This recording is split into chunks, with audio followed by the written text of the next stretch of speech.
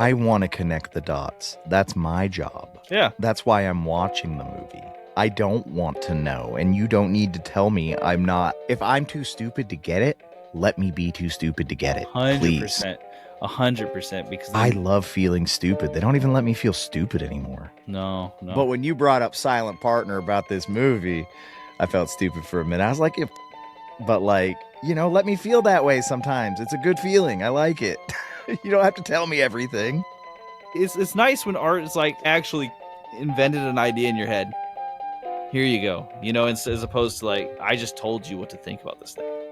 It's like, I showed you these things. Isn't that what everything does nowadays, though? It tells you how to feel about it. God, Yeah. I'm tired. It's this like idea of like interactivity versus, just. But it's not watching. Interactive. It's here's how you're supposed to feel. And if you don't want to feel this way, turn it off. How dare you? Right? Let me feel the way I want to feel about it.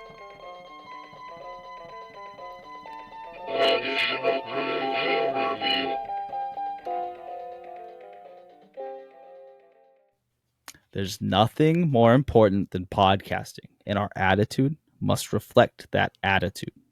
We are the ones that handle the talking. There's nothing more important than that. Welcome to Additional Crew, the spoiler-heavy review show where we choose whatever random film we want to talk about.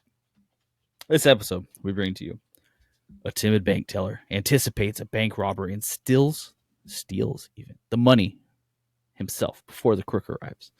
When the sadistic crook realizes he's been fooled, he tracks down the teller and engages him in a cat and mouse chase for the cash. I am, of course, talking about Daryl Dukes, The Silent Partner from 1978. The film, which did win Canadian Film Awards for Best Picture, Best Director, and gave Christopher Plummer a nomination for Best Performance. We'll get to all that, though. We will. First off, I'm going to introduce us. So, I'm Nick. I'm here. It's me. Same guy. Adam, the VHS Goblin. Hello, Nick. How are we? Oh, doing pretty good. Good. Out the gate. I don't know if you agree with me. I think you do, though. This movie went out so much harder than I had a right to. I never heard of this movie. Dang. Yeah. I'll start off with saying, like, if you watch this movie and you're like, okay, it's a 70s movie and it's got that vibe John to Candy in it. But every once in a while it does something where you're just like, oh my gosh, like what did they just pull right here? And also John Candy really looks just this is probably not a nice thing to say about an adult. He looks adorable. He's a beautiful human being. And just them hooking him up with the hottest lady in the bank only for him to get cheated on. That was unfair. But otherwise, I loved everything they were doing. Sad. His name was Raul, which I did also enjoy. His name has been Raul in many things. Yeah, that's the role. So we are of course talking about The Silent Partner. This is our first of 2 December shows. Our second one coming out on Christmas. I will say, if you're listening to this and you listen to that episode, be prepared. I'm going to do a top 10 list of movies I've seen. Adam, you're listening right now. Feel free to send me in a list if you do have a list for this year that you've watched, and I'll at least announce it in front of people. I'm more than happy to. Yeah, awesome. I will. Yeah. It's a neat little end of year thing. It's fun. And gosh, 2025 has been a year that I think a lot of people are very happy we are seeing the finale of. So I hope it's been a good year for anyone in whatever way. Why? Because 26 is going to be better. Adam, all I have is hope right now. That's what I got. Okay. All right, brother. I'm gonna live on your hope. If you had asked me 2 days ago when my kids weren't having such a good day, I may not have thought this. Yeah, we had a good bedtime tonight too. I'm in a good mood. Yeah, exactly. It's nice. Okay, so let's talk about The Silent Partner from 1978. This is Daryl Dukes, The Silent Partner. He is the director of this film. He is not the writer. That is Curtis Hanson and Anders Bodelson event. Starring Elliot Gould, Christopher Plummer, Susanna York, John Candy, as we talked about. I have a hard time saying John starring. Barely in it. Yeah. And then Celine Lomez, who played Elaine, in case you're wondering. And so this is a film that like it's known. It's pretty well known from what I could tell, especially Googling. But I think it might have been lost to the hands of time as far as like mainstream attachment.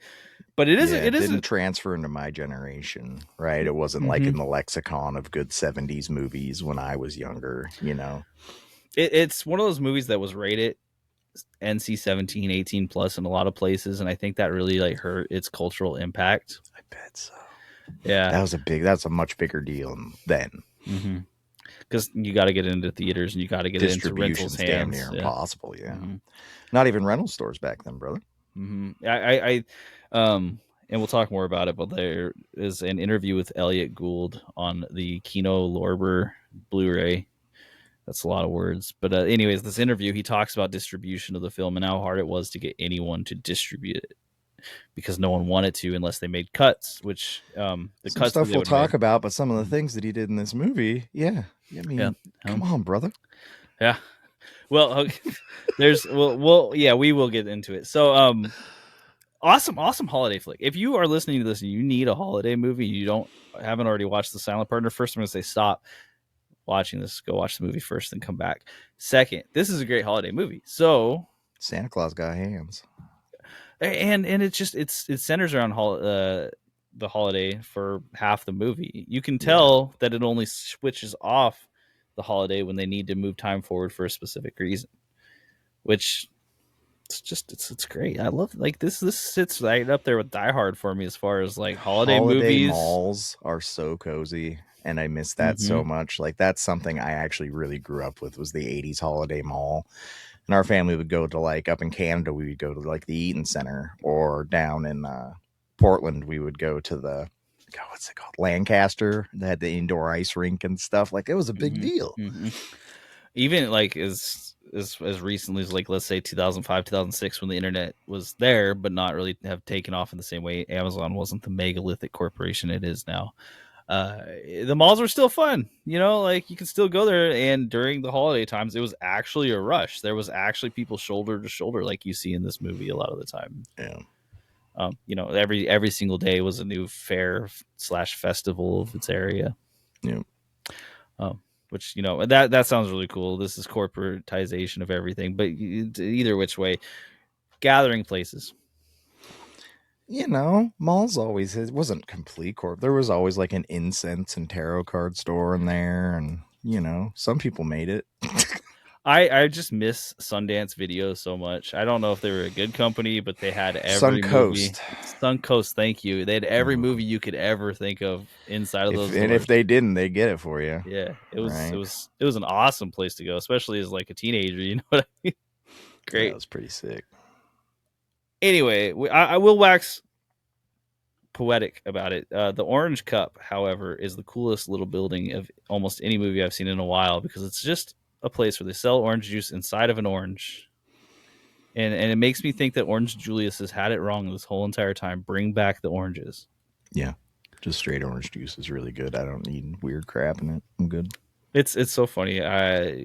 This is already a segue before we've even started this whole review, but the Elliot Gould character taking his lunch break just to go drink orange juice is one of the funnier things and one of the more relatable things that I've seen in a movie. Didn't you want to drink that glass of orange juice though?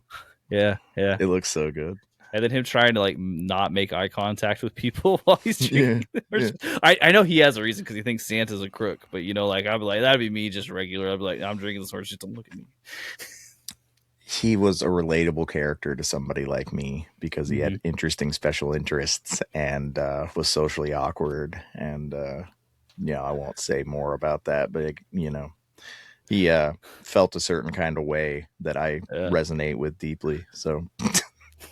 And Julie Susanna York's character calls him out flat on his face. She's like, "Oh, well, he likes fish. He's not doing everything that he could be with his life." And I'm like, "Man, leave him the fuck alone.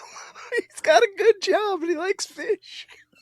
Exactly. Like this is what drives people over the top is they're doing fine, and then someone like Susanna York's character Julie comes out and she's like, "You like fish and you work at a bank? Wow, what a loser!" Even though she works at the same bank. Come on, Julie. So this I'll start this off this way. Okay, so one of the things that I really like about the story of this film is that it has almost 2 to 3 different stories taking place within it. The first one is and Julie and Miles and their relationship, and it's kind of an important part of it. It feels like there is Miles recognizing there's going to be a robbery, and then there is, after the robbery is taking place, Miles gets Willie Lane. He's avoiding dealing with the robbery, and he is a cunning guy. So there's a lot of layers to this movie for an hour and 40 odd minutes. Um, really cool. Some of the themes that I think it presented, I'm just hidden intentions.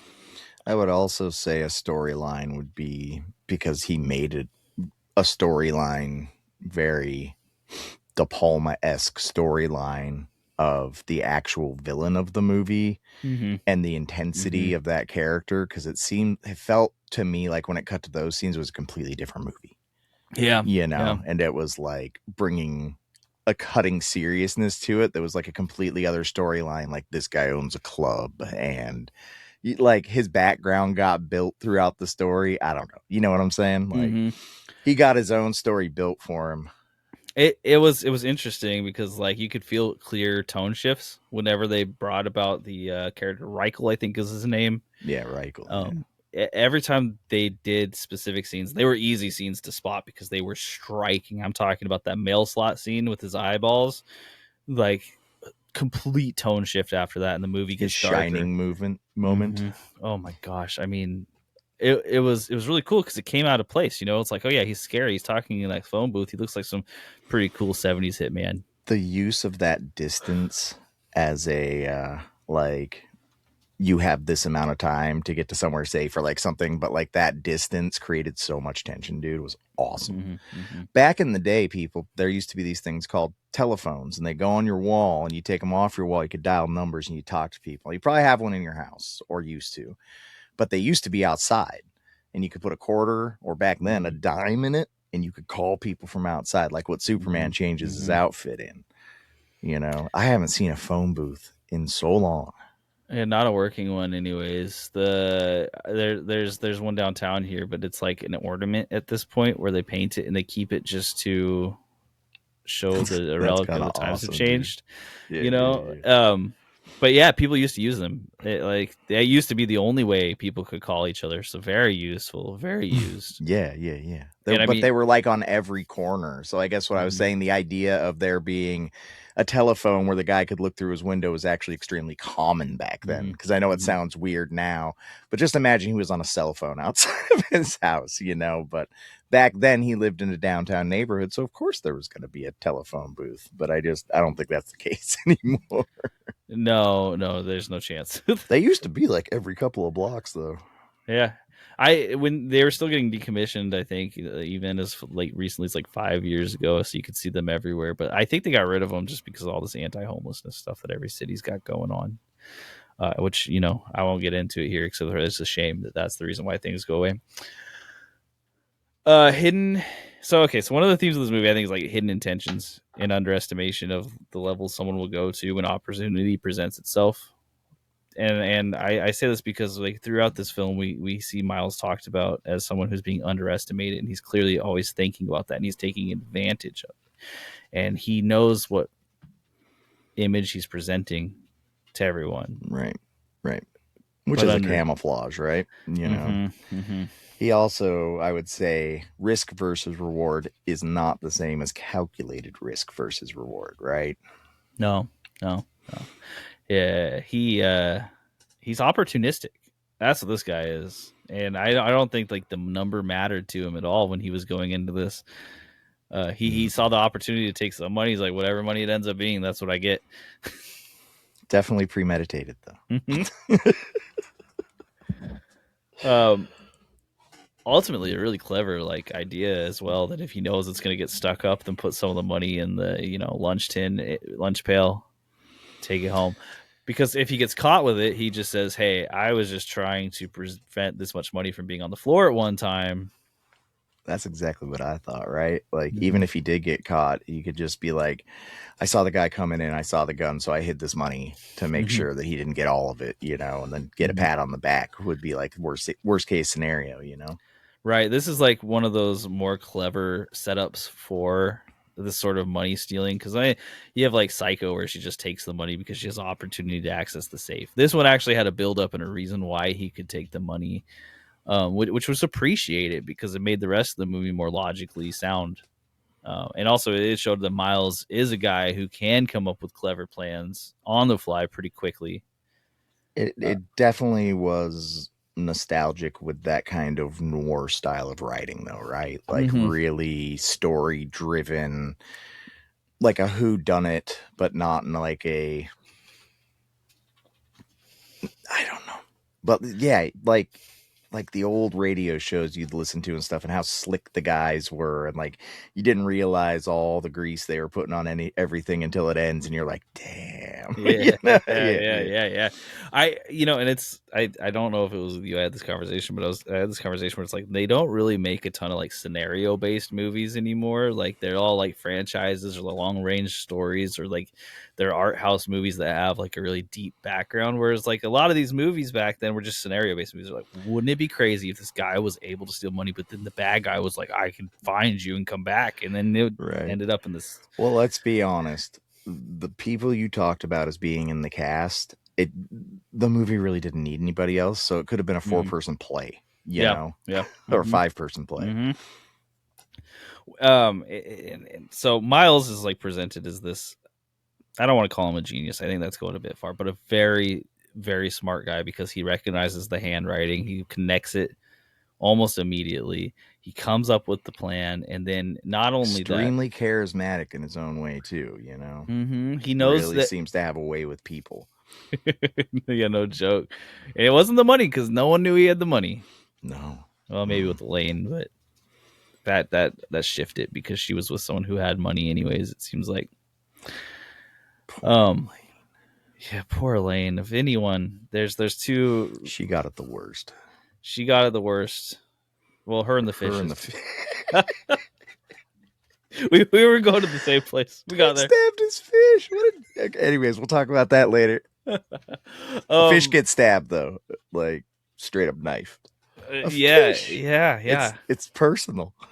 And it's the fish that he just spent that we as an audience just spent all the time learning about, and that we knew that he cared so much he took it to the Like bar to drink 10 with him. minutes of like that lady browbeating him about liking fish. You can say what you want about this, but Julie is kind of a monster in her own right for her hatred of his fish collecting. That lady's gangster though. She is. Um, I was halfway expecting. This is major spoilers. So get ready. I was halfway expecting near the end for her not to show up at the ambulance and just her to be jetting on a car on her own, just like see ya. Yeah, me too. 100%. Yeah. As soon as I saw her and she had the realization that the bag had the money in it and her foot touches it, and you know that she knows, like, yeah, me too. Thought she was just gonna peace out, but I really appreciated the way that it ended. Yeah. Yeah. Like Mm-hmm. Um. he put a So lot of work into this. he did. He did. And again, okay. So going back to Miles being a genius, there one thing I will say that was underrated was him getting Christopher Plummer arrested and then not turning on him was such a neat little twist in this idea of him because he's like, if I turn him in for this, I'm gonna get in trouble, which that makes sense. That tracks. However, you wouldn't see a character usually making these sort of decisions and on the Right. fly as fast as he did. So I think Also that created a power dynamic in that way, right? Like I mm-hmm, have control over the situation now. mm-hmm.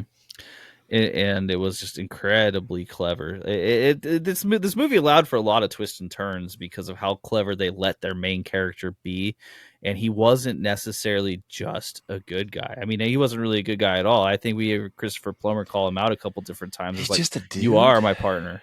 Yeah. Well, I mean, I don't know that you can call somebody who takes somebody wrapped up in a rug and throws them under 2,000 whatever square meters of concrete. I don't think you can say that's a good person. I No, think no, I think at yeah, that point you have crossed the line into a bad person, like straight up bad yeah, person yeah. at that point. as soon as you come home and you see what you saw, you take it upon yourself to go, this has gone way too crazy far, and you turn yourself in and let the chips fall where they may, because like crazy. But whatever. Stuff happens. Wrap it in a rug. Jump off a balcony, old man. Good Well, job. $48,350 are on the line.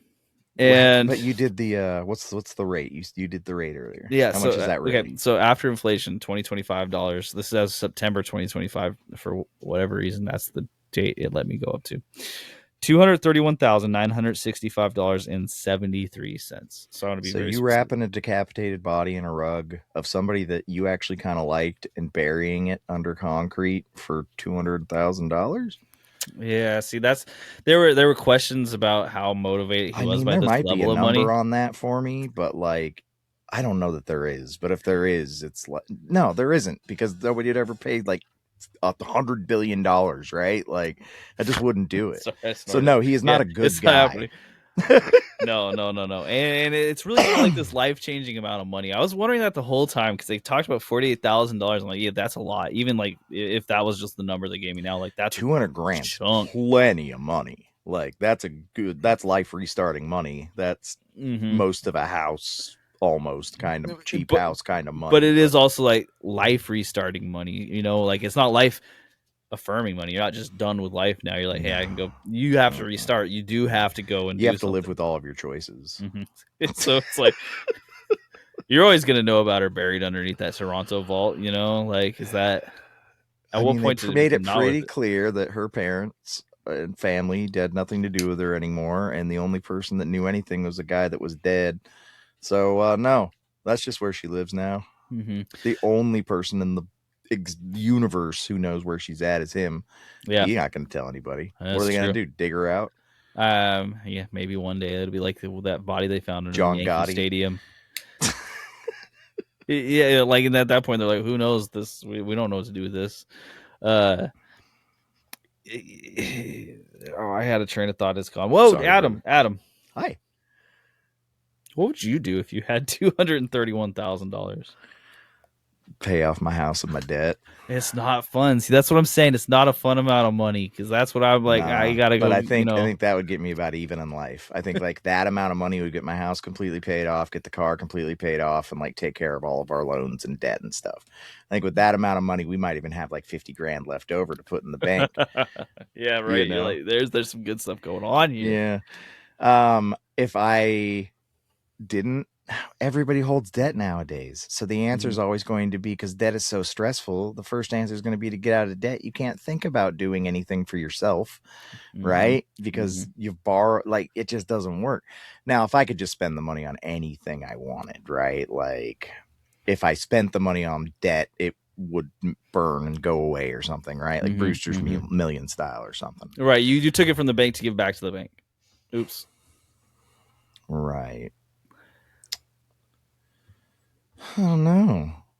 I like vintage stuff. I would probably fund a nice road trip to like secondhand stores across the country and just That'd like be dig sick. through people's VHS bins and toys and like backwards places, like really digging the muck out there. I think I would do that. You could And I like think I would spend like a year doing it because I got the money. see And you then I you could would collect stuff and I would send it back in trucks, and then I just open a store when I got home. you can make this like your own version of American Pickers, except for Yeah. instead of like weird metallic signs like they get, you're just buying, VHS Betamax movies. And old plastic toys and Yeah, like, yeah. like here, like I bought this at a yard sale. It says, "What do you mean, Vern?" But the bill's extra long on Yeah, it. yeah, yeah, Like yeah. somebody in the 70s loved this. I know why they loved it, because it's fantastic. So stuff like that. Nobody wants it. Everybody thinks it's trash. I don't. I think it's cool. Hey, you know what? I'm gonna You got a pretty sweet Pepsi hat on, by the way. I'll I'm gonna say I was very proud of my kids because they chose to watch a Pee Wee's Playhouse VHS movie I had over anything else they could have chosen, and it was just like sitting on the shelf, and they kept asking me over and over again, like, can we watch that? Can we watch that? Can we watch that? And it was like a sealed copy, and I'm like, yeah, you better watch it. Okay, let's open it up. Let's do that. Borrow from me this year for Christmas. I got the Pee Wee's Playhouse Christmas special on VHS. Sick. You can pop that in. Yeah. That's a good one if they like Pee Wee's. My my pop was such a huge fan of Pee-wee and like made me watch all of it. And like Mhm. Paul Rubens is the best. It's so bananas, but it's like bananas in a way that makes so much sense for a kid's brain. Yes. Like it's like, yeah, sure, there's a genie in the television grants your wishes Why because why wouldn't not? there be? Yeah, Yeah. like Why wouldn't the chair talk? like my kids can yell at Alexa now. Is it not kind of the same thing? Alexa, what's the word of the day? See, now if Alexa can match that level of whimsy, they might actually have a good product that'll last 20, 30 years. That ain't what it's about. I All know. right, back to I this know. movie, which is awesome. What would I do with the money? See, when we talk about money nowadays, it just becomes super depressing, and then you start talking about something else, so you don't think about it anymore. Yeah, I'd buy movies and toys. I would try to preserve analog media as much as I can because I think digital media is starting to become slop. And I think it's hard to find anything good. And I think that people take licensing control over things, and I think they rip it away from the common people. And I think that stuff's going to start disappearing faster than people think, and you're not going to be able to find it. And I'd just rather have the stuff I like on physical media because I do really enjoy movies like that much. So there's a lot of VHS out there that are going to end up in a dump or something. They can end up dumped inside of my house, and I'll pay for it. And that would be an awesome drive. Right. So And then you and I could do it, and then we could record a show, and Discovery Channel can put it on. that's what I'm saying. That show might actually be a hit in some places. We'll see. It would be dope. If you hear this Discovery Channel, we are available. Not very much. We're cheap. Yeah. Honestly, just let us keep the VHS, man. We'll just work for that. There's not Lend us a Sprinter van and let us keep the VHS. Yeah. Give us the hour of showtime at like 3 a.m. Who cares? Let's go. Okay, so with that much money, yeah, that's what I was thinking though. Is like it is this amount of money where he can't really commit too heinous of an act that's known, because if he has to leave with this money and it follows him anywhere, which this is 1978, so it's a little bit less likely to follow him anywhere, he has to still then restart his life. And I think that's also like a little bit of a pressure point of this movie, is that like he isn't the ultra bad guy who owns a club who can kill people whenever he wants. He still has to maintain some form of real life, and it doesn't have to be the one he has here. He did not have underworld connections. Exactly. He had no way of laundering this money. No. No. I mean, like the one part where Miles was kind of an idiot. You're shopping in cash at that point, I guess is what I'm saying. And there's only so much you can put cash down on something before people start asking questions. Exactly. Yeah, for sure. And Miles hid the cash that he stole in the bank that he stole it from. Like brilliant. Brilliant in some ways, but also he's so culpable if anyone ever makes my God, question. yeah. Like it's so easy to track him to it. He's not criminally smart. He's just logically smart. He's good at deducing and making plans. He's clever, quick-witted. That's for sure. Do you think, going back to the story of this, do you think that at any point he knew Elaine was with Reichel prior to the night where she attempted to seduce him? Yes. I think as soon as she mentioned his dad, right? Like, yes, he had her right from the get-go. Okay. He knew that she was a plant, like off rip, because I think that when they go and show the dad, well, your dad said this the other day. No, my dad's actually a vegetable and stares at a wall all day. My dad didn't tell you that I enjoy this park last month. He for sure didn't say those things. Yeah. So I think there was an instant tell, right, brother? Right away. Yeah. I think he knew, but I think he wanted to see where it was going. That was like, he kind of felt like he was playing with fire a lot. She was for the situation. Gorgeous. Oh, absolutely. French accent, and he's kind of an older, frumpier dude. The dude's married to Barbara Streisand back then, so I know he's like a guy, but like, there was an age difference there, and she was very attractive. So I think there might have been an interest, but I think also he knew that she was dangerous. Yeah. If you're intelligent like that, I guess you keep dangerous people close to you, right? That's because she knew too much, right? Like, anyways, about him. She knew a dangerous amount about him. And she shows up at the park with a bottle and gets him drunk, There is one line I'm going to talk about just real quick. This is another segue, is that when he is with Julie and they are about to make love on the couch, and he stops and goes, "I think we might be too drunk for this." And I know that's not the actual reason that he does this, That's why he ends it. He ends it because he's scared because he got the phone calls from Reichel. Right. But he looks at Julie and says, "I think we might be too drunk for this," and then immediately drives her home. I thought it was the funniest sign of the times that I've ever seen. Yep.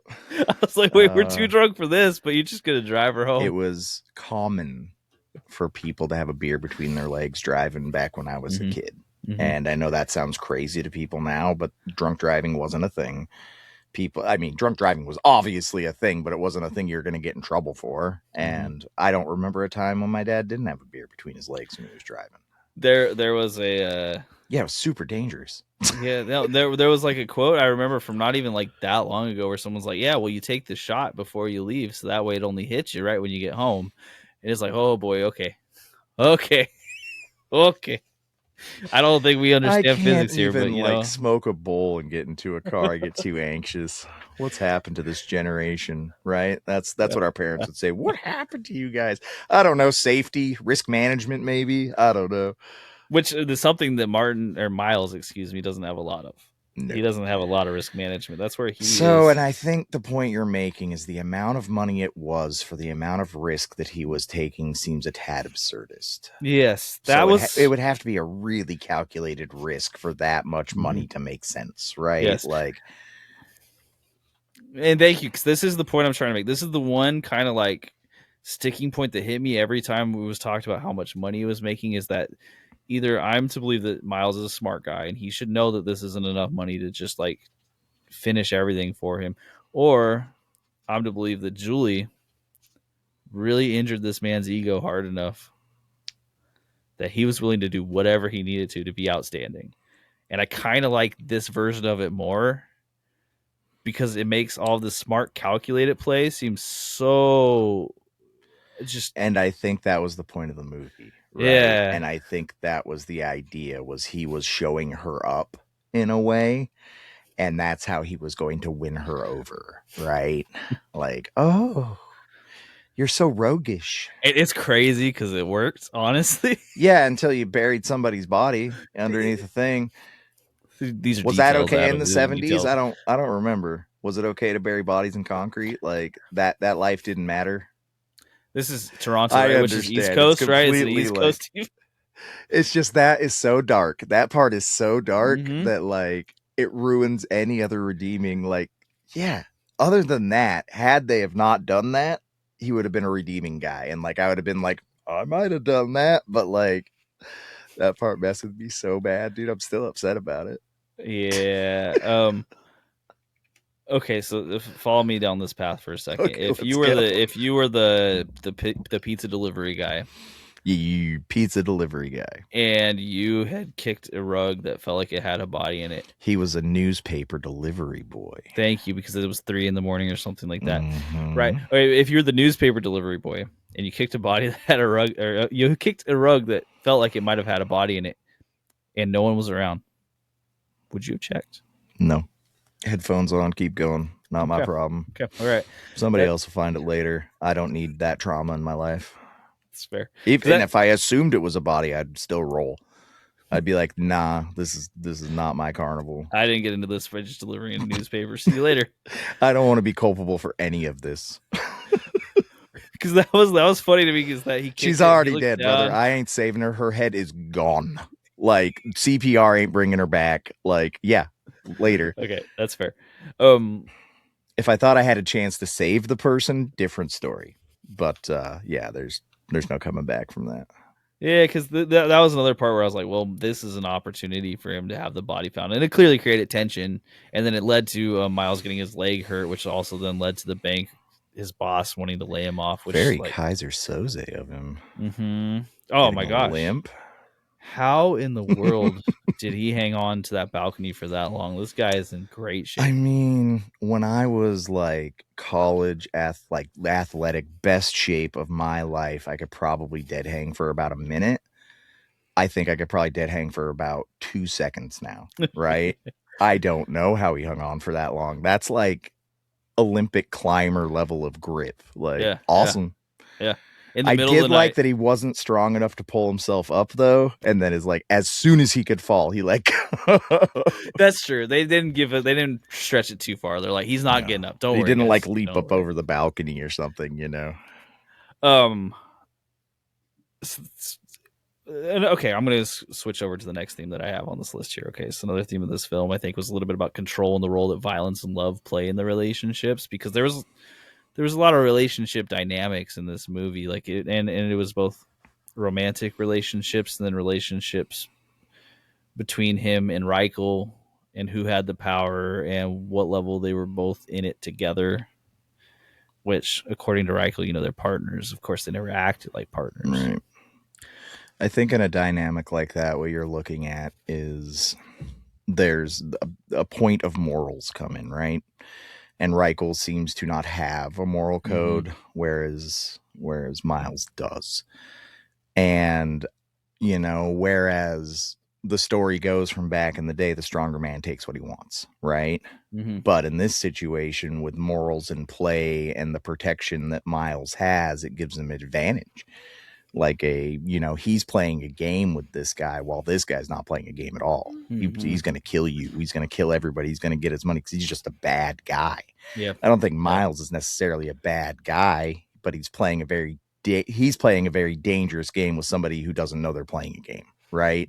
Right. But he sees it as like, well, I can work within the boundaries of like my environment, and I have an upper hand on this guy. I can get one over and I can get this money, but like just because a dog has a broken leg doesn't mean you should go up and pet it, dog. Like it's a bad idea, right? So Yeah. it was like the dynamic of morality versus power, right? And Mm-hmm. how Mm-hmm. morality always wins versus power. That It, power dynamic came into play pretty strong for me because that's the only way I can assume why they filmed some of the scenes that they did, because I think they were trying to like imbue pure evil into the villain, right? oh, for sure. For sure. No, yeah, no doubt. I mean, I think they even have Elaine say as much at some point. She's like, well, he is just evil. That's what he is. He's just evil. You don't know the level he'll go to. I mean, we didn't really get the idea of the level we went to until the, 3/4 through the movie when we saw the level he would go to. Right. As far as the love dynamic, right? I think Reichel really did love Elaine. I Mm-hmm. think the power dynamic that happens when he goes, "Oh no, she knew. She had the key."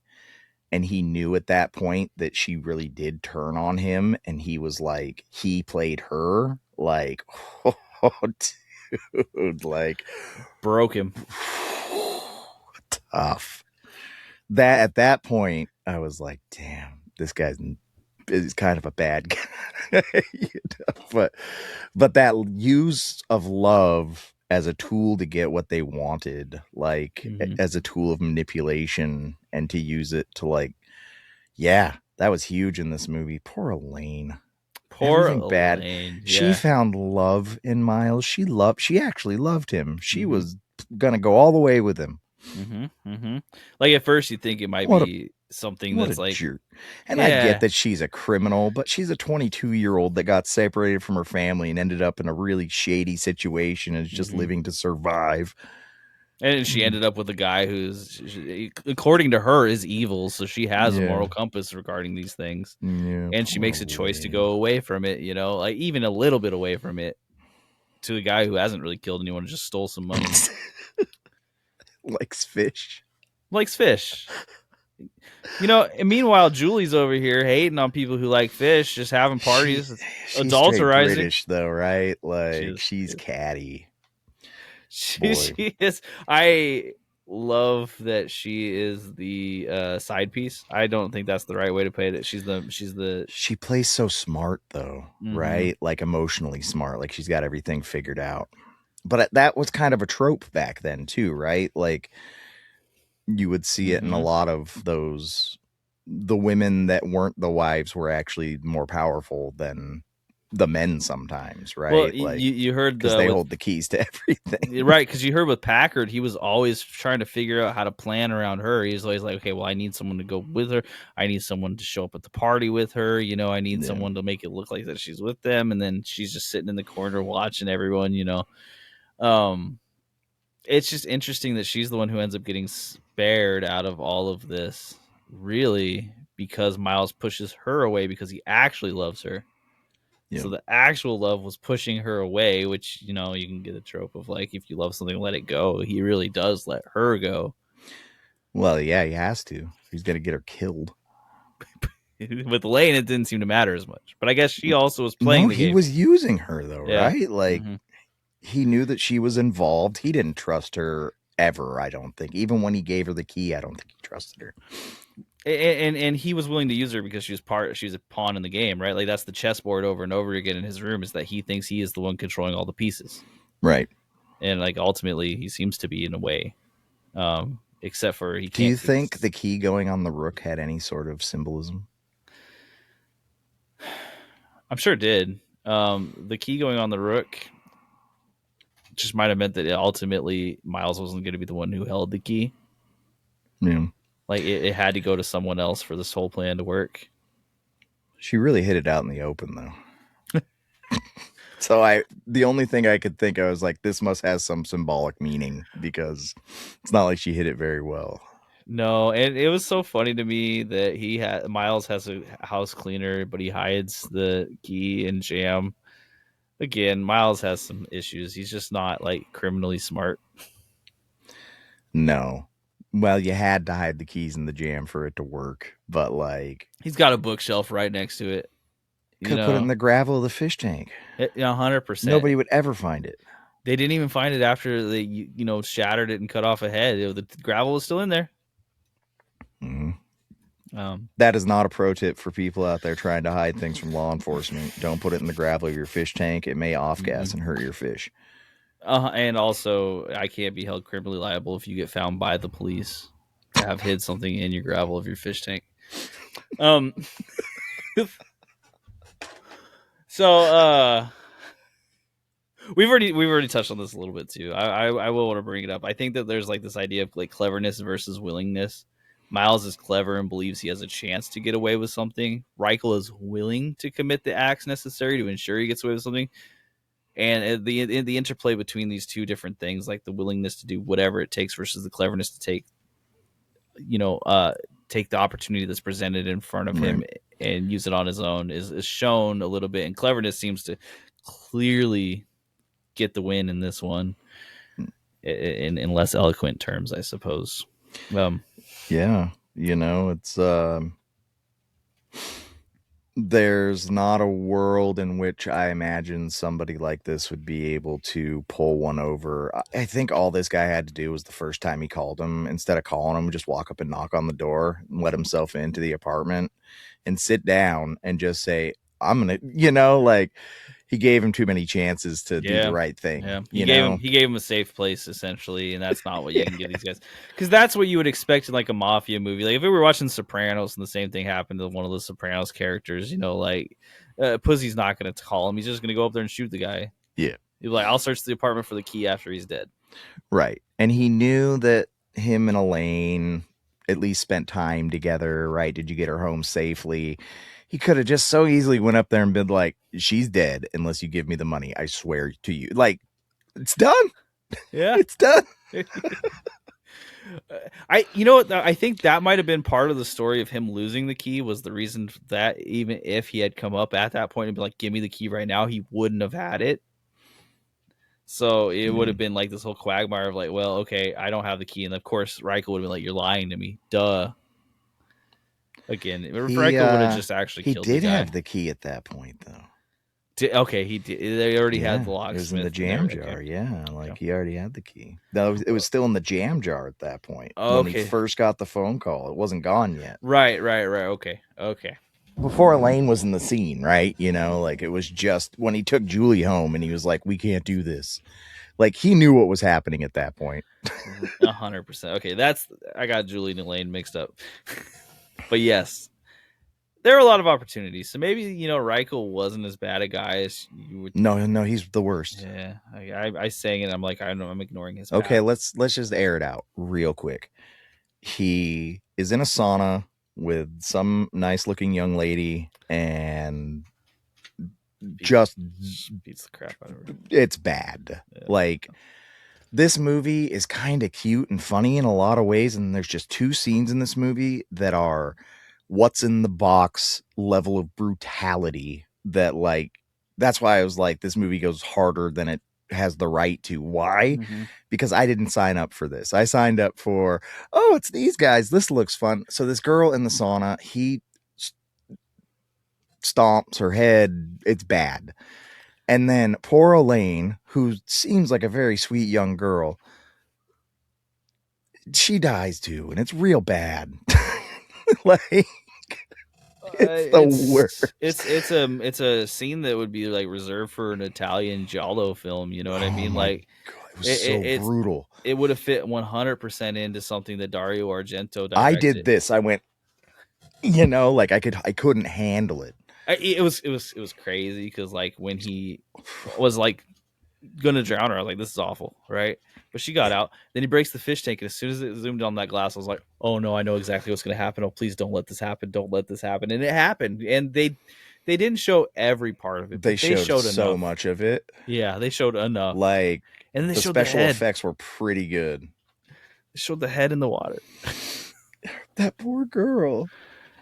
And man, yeah, all she did So was those two scenes, like, we're telling you that, like, it was dark. Very, like, not only was it brutal, the act, we're talking about Christopher Plummer, an actor who is very good at what he does. And he was playing creepy and violent, even to his fingernails being like manicured almost to points. Like, yeah. he was so icky. And it felt like Buffalo Bill, like level, like Wild Horses level of ick, like bad. And it's interesting too. I forgot because that scene did take place very early on after he finds out that he didn't get all the money that should have been given to him. So this is like really like 20 minutes into the movie, maybe. Like, yeah, and like the movies seems, but it didn't seem like that kind of movie. yeah, it was up to this point, and for a little bit longer even after this, it was very bright, very Christmas movie looking. Like they had really high, nice color palettes.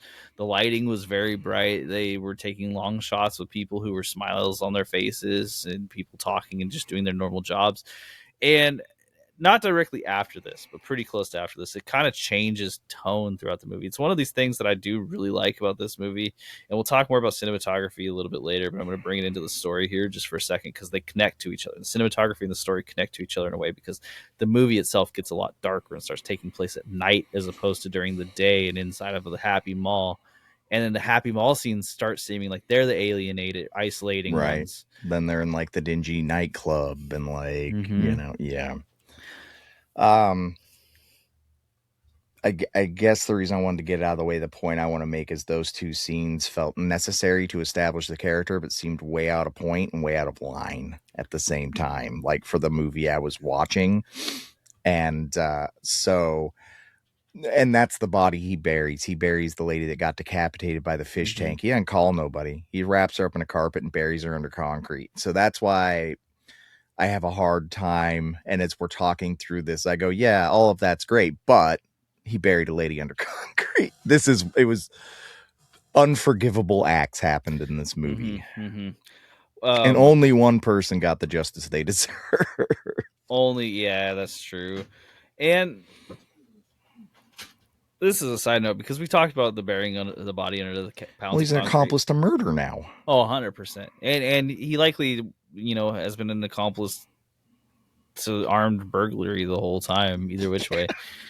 Dude's right. They were partners, right? Like the whole name of the movie, The Silent Partner, is just that this guy became his partner without ever letting anyone know. He is the silent partner, but yeah, mind blown.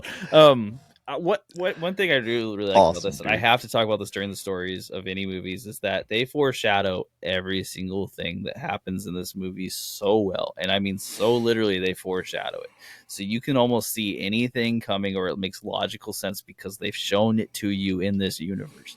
Like even him burying the body under these thousands of pounds of concrete, they talk about the The vault beautiful being girl made. with that she walks by with the pamphlet and she's like, 2,000 square meters. That seems like a lot, Mhm. you know, like, And it's these scenes that seem like non sequiturs that they just use to like quietly tie together and let you know that like this is what's happening, and it was a thing, so we didn't just make it up, right. That's why which when we get into pacing, I'm like, yeah. mhm. Like looking back on it, yeah, I don't think there was a wasted breath in this movie. And it was just really well done from like top to bottom. And like talk about the story in particular, like they had writers who knew how to wrap things up. They also had writers who went a little bit off the deep end, and we'll talk more about that during our 5 things you didn't know. But they had writers who knew how to get all of their loose ends and find a way to connect them back to the whole. Yeah. Which I just appreciate because you don't see that a lot now. A lot of times now you'll see something No. that pops up and they'll just be like, forget about it. Who And if cares? somebody does do it, it's like super try hard nowadays. Right, exactly. It's not just mentioned; they It's have to the have it. point, Yeah, right? yeah. Like, They have to have an exposition about it beforehand too. Do you remember that time I let went me out that night? explain the whole thing to you, what just happened, Mm-hmm, because mm-hmm. you can't figure it out for yourself. Right, right. And like this one may not have been a difficult mystery in any particular point, but it did let you feel like you were figuring it out on your own. Yeah. Although the foreshadowing may have been one bit too direct when, as Miles was driving Julie to his house, there was an actual shadow in the alleyway to let you know that there was someone there. Really? I missed that. Mm-hmm.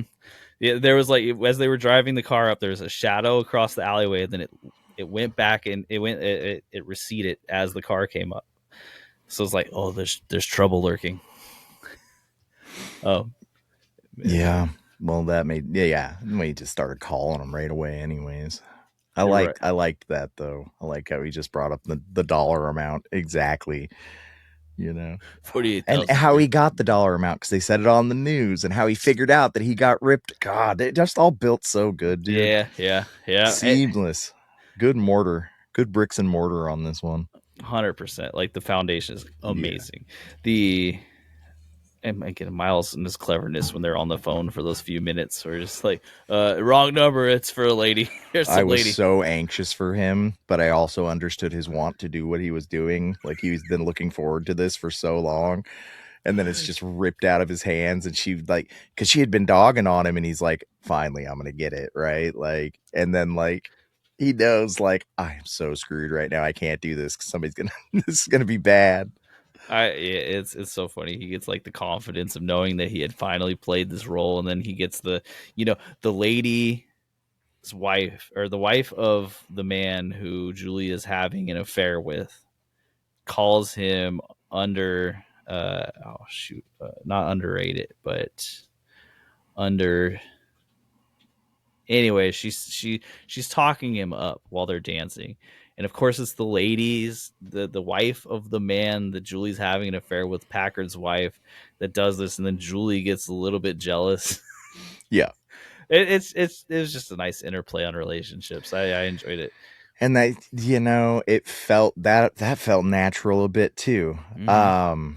Crazy thing about the 50s, 60s, and 70s is there was a lot of inter-office relationships, and there was a lot of power dynamics at play, and there was a lot of bosses sleeping with their secretaries and underlings. And like, I understand that that's terrible, and I agree that that's terrible, but back then it was damn near commonplace. And you notice that in this movie, everybody that worked in the same place all ended up with people in the same place and cheated on people with people in the same place. Mm-hmm. Like Mm-hmm. John Candy marries the blonde at the bank, and having a good time, but the other guy that works in the bank's actually the one that impregnated her. And like, it's, The only person who knows, of course, is Miles, so we get that little insider tip.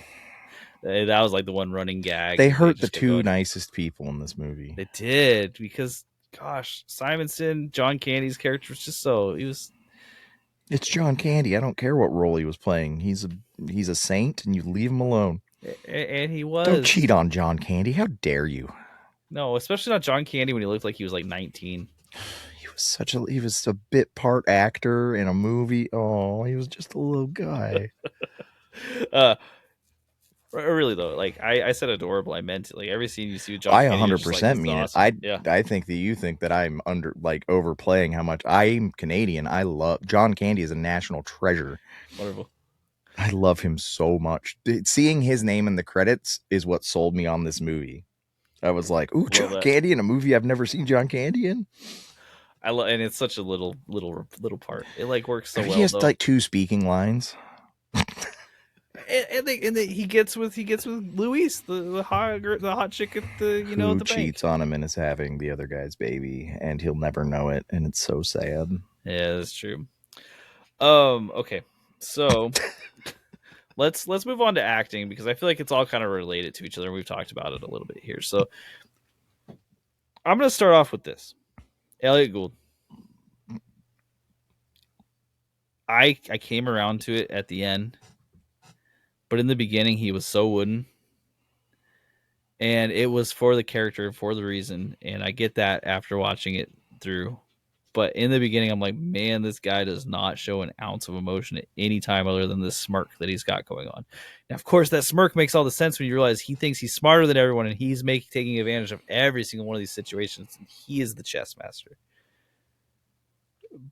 But that was my early read. I was like, oh man, he's not showing any emotions at all. And it's like, yeah, He plays and like I don't back then they would have called him eccentric, right?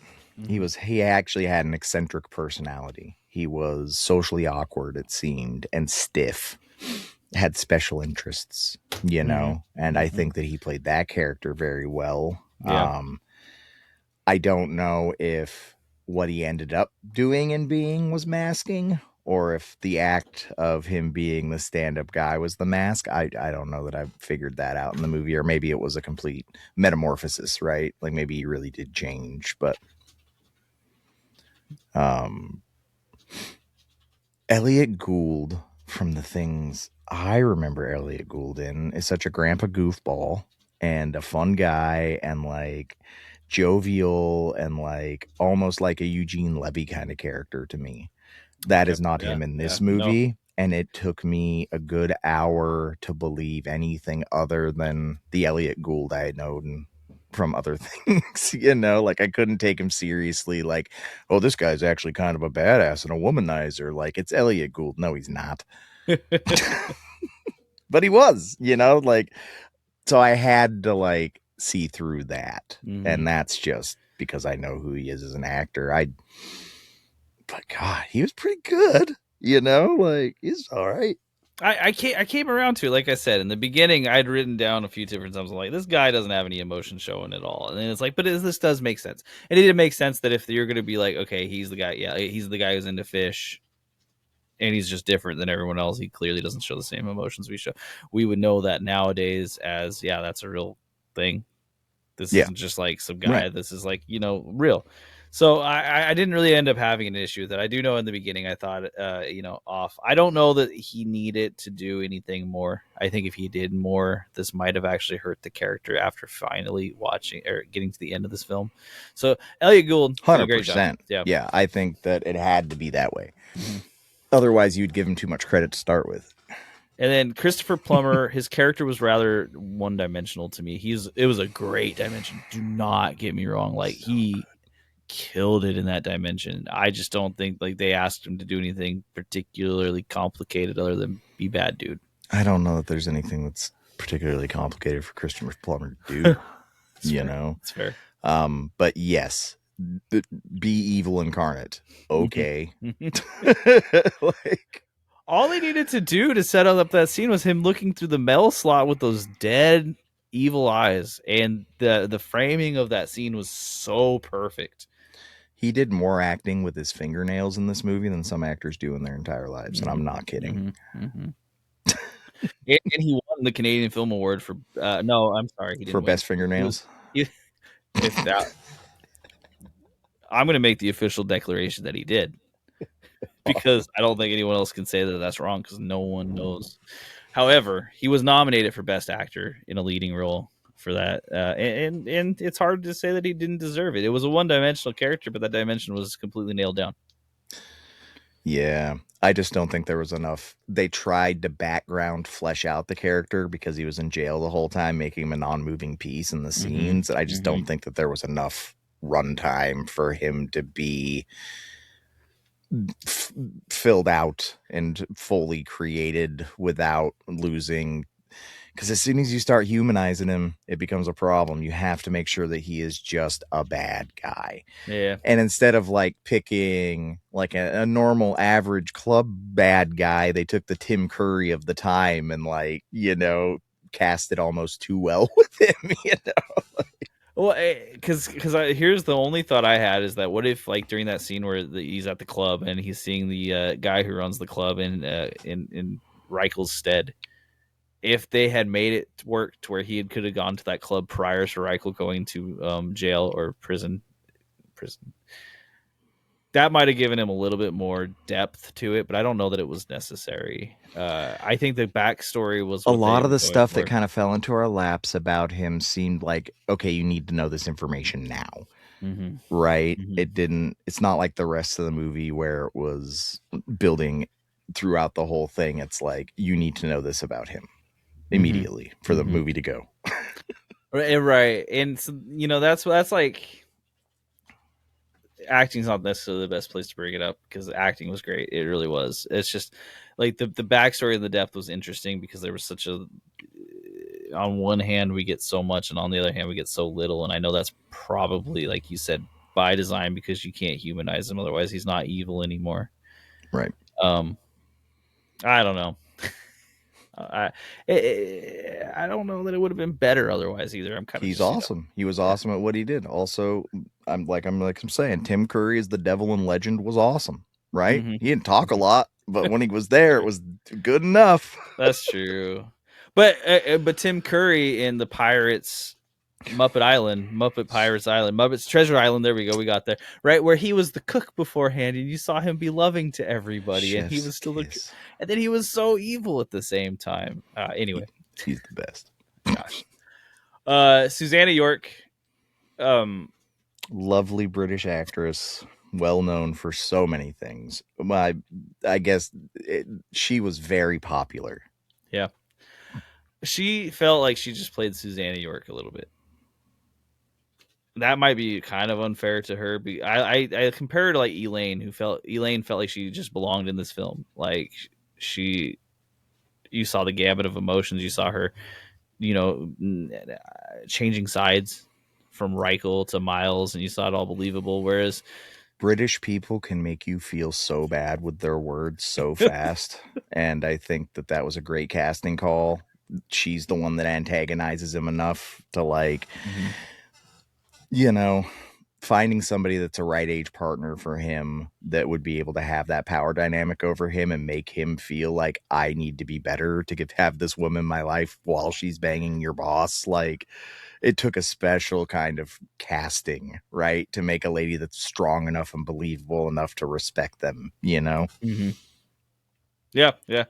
And I don't disagree with any means. She's the only one who ever didn't always feel like she was in the same film as everyone else. She wasn't. And I guess she wasn't. She wasn't involved in any of this until the very She end. was truly dumbfounded. Mm-hmm. Like when he runs out of the bank and kisses her on the lips, and like, you just take it and she like believes him for a second, and he's conning her, and like, and then she's like, she didn't know. She's like, what is going on with you? Like, she has to think that there's something wrong. Yeah. Like he has gone so far down in his drinking or something at that time. That's what I would imagine. He's just so into like doing something with fish, very, do you remember Troy McClure on The Simpsons? And he lived in the fish. Yeah. Phil Hartman, man. Yeah, of course. Maybe he was Troy McClure in the fish. Who knows? He found out one of the fish, if you lick it, you trip, So I wondered why it was on a knife in the living room. That's why he wanted the blowfish, because the blowfish put out the toxins that get you high. Those are the ones that the dolphins pass back and forth. That's true. Dude, we're putting stuff together. So she's like, well, you got the blowfish. Got it. I know what's happening here. She's British. She knows everything. She's like, oh, you like that kind of stuff, huh? um, I could be into that. She seemed pretty down for whatever with him, you know. right. Like at first she was like, nah, not really. You're kind of strange. But then she's like, okay, sure, let's go. Again, as soon as she got a compliment from one other lady, she's like, okay, that's it. We're going all in. Yeah. Which, that could be more realistic than Boy, she anyone. did not like seeing Elaine at that wedding. No, and she looked her up and down and a little jealous. But yeah, I can see how like the relationship dynamic here is fairly realistic She's between him so and Miles. charming. She is unbelievably charming and witty. Mm-hmm. But that is the actress, right? And I think that they cast her because this is what we need for this role, unbelievably charming and witty. And they're like, well, yeah, Superman's mom, right? Isn't that what you said she was? Yeah. This lady, she's straight up like nobody will think a thing. She's perfect. Everyone knows her. They all know what's up. So not a stretch for her either. I never looked this up, but it did feel like this might have been the first time that she was had frontal nudity in a movie. I don't know that for sure. There was some. I was surprised too, but it is a Canadian film, and back then we had topless ads on TV. Even like it wasn't. That's an American thing, right? And that makes sense because there was a lot of toplessness in this film. Full frontal nudity was never allowed in the EU or in Europe or UK or Canada, but chest up is still fine. Yeah, because I was wondering about that actually, because like at one point, like Elaine, I think she was like walking and you see the back of her, and then she turns around and then like it's only her front for a second. Then as soon as it revealed, it cuts away to them in bed, and it's like, okay, it's not like that white dress was doing anything, anyways.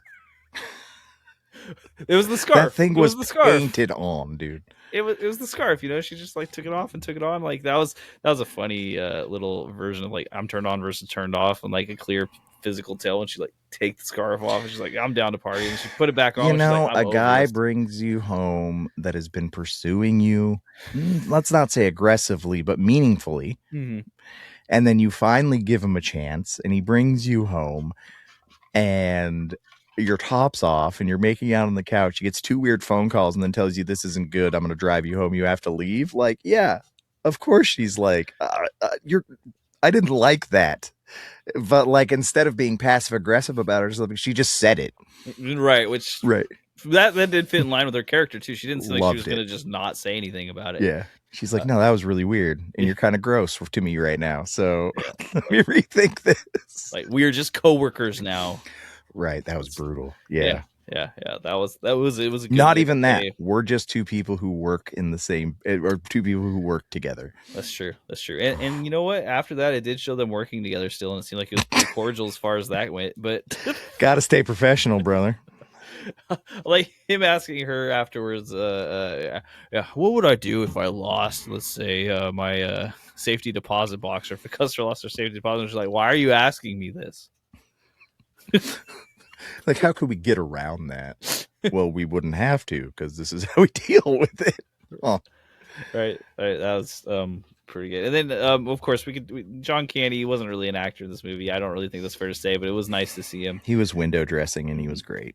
And then I did mention Celine Gomez, and it's just worth mentioning her because I think she did a wonderful job. She wasn't in a ton of movies either. She was so good, dude. Hard agree. She might have been my favorite character in this movie. Really, because she sold her role so well, and like on both sides, that like she seemed like, she was acting. She seemed like the most sane person in the movie, honestly. 100%, because she knew what she was doing, and she was also doing it for a reason, right? Like, this wasn't like some game to her. It was like, okay, I'm acting as an interested party in you, even though I know that I'm working as this. And then as soon as he, is like, I know who you are, she's like, okay, that's fine. I like you better anyway. Right. Completely honest. And I don't know. She just played it so well. It was shocking to me to see that she did not get that many roles after this film. She did take some really funny looking roles. If you look at the movie The Kiss, I've never seen this movie, but I was checking out her backlog, and The Kiss is like some crazy movie where they kiss people and they turn into cat monsters. Awesome, Yes. but also, what is Yes. going on? I'm watching that. Yeah, right. No, it's from 1988 too, so there's Did fun they stuff call going it on in there. Cat People? Did No, it have a different name? it's just called The Kiss, and it's 1988. She plays an Because aunt. I have So a movie called Cat People where cats kiss the cat people kiss people and they turn into cat people. now that's the one with Sting, right? Is that the same one, or that has the No. Sting music? Uh-uh. No, okay. There was like 3 movies though now, I guess, because I knew of 2 movies where people became cat people. This is a 3rd movie. Oh, dude, we got to watch that sometime. Put it on the list. Throw it on the list. Yeah, it looks bananas. She had that, and then there's one called The Plague, which I haven't even been able to find pictures for, but it was made immediately after this. It's a sci-fi thriller with a 4 rating on IMDb, so it's good. That's like my sweet spot. It's a 1979 4 too, so Hmm. I mean, I'll go as deep as like point 0.7. yeah. I dig down there, but Oh, generally in the 4s is where you find gold. I think the lowest rated movie I watched purposefully was like War of the Dead, and it was like a 2.1 or something. And boy, did it earn that 2.1. That was a rough one. I'll give you some links to some movies to watch. You'll power through them, and you'll be a better man for it when you're done. It's absolutely The newest one that came out fair. is Debbie Does Demons. I Oh, think that okay. one got a 1.2. It's really good, dude. It's acted extremely well. I don't know how they got it to look like they recorded it on a camcorder in 2025. That's what I don't understand. But Uh, they made a new Ouija movie too, which the Ouija movies are pretty bad in general, but they made a new one that looks like it was recorded on a digital camera, 2.3 out of 10 on IMDb, and boy, howdy, does it just look like two people in high school are like, let's record our car trips and let's call it a horror movie. Which whatever, like okay, do it, try it, figure it out. but Okay, yeah, she was awesome. She was super sultry, intelligent, but naive, Mhm. definitely played with fire. At the end, seemed to know she was going to die and was very stoic about it, which I thought was an interesting choice for the whole movie. But maybe she didn't know she was going to die, but I felt like otherwise you would have bailed out of that apartment. But Yeah, because she she was short lived, right? A Mhm. short lived character, but she lit up every scene she was in, and she was a lot of fun. She did, and she played a very important role of connecting these two in a way that was more personal than just the money. Because now they had shared a lover. So yeah, not only had they shared this money, and they had shared a lover, and they both tried to use her too. Yeah, which is just the worst because Hmm. she was one of the actual her and John Candy were the 2 actually good people in this Hmm. movie. It felt Hmm. like at the heart of it, the most human. John Candy only because he's adorable and you're just like, oh, I love him. Oh, anything bad to happen to him, I just want to hug him.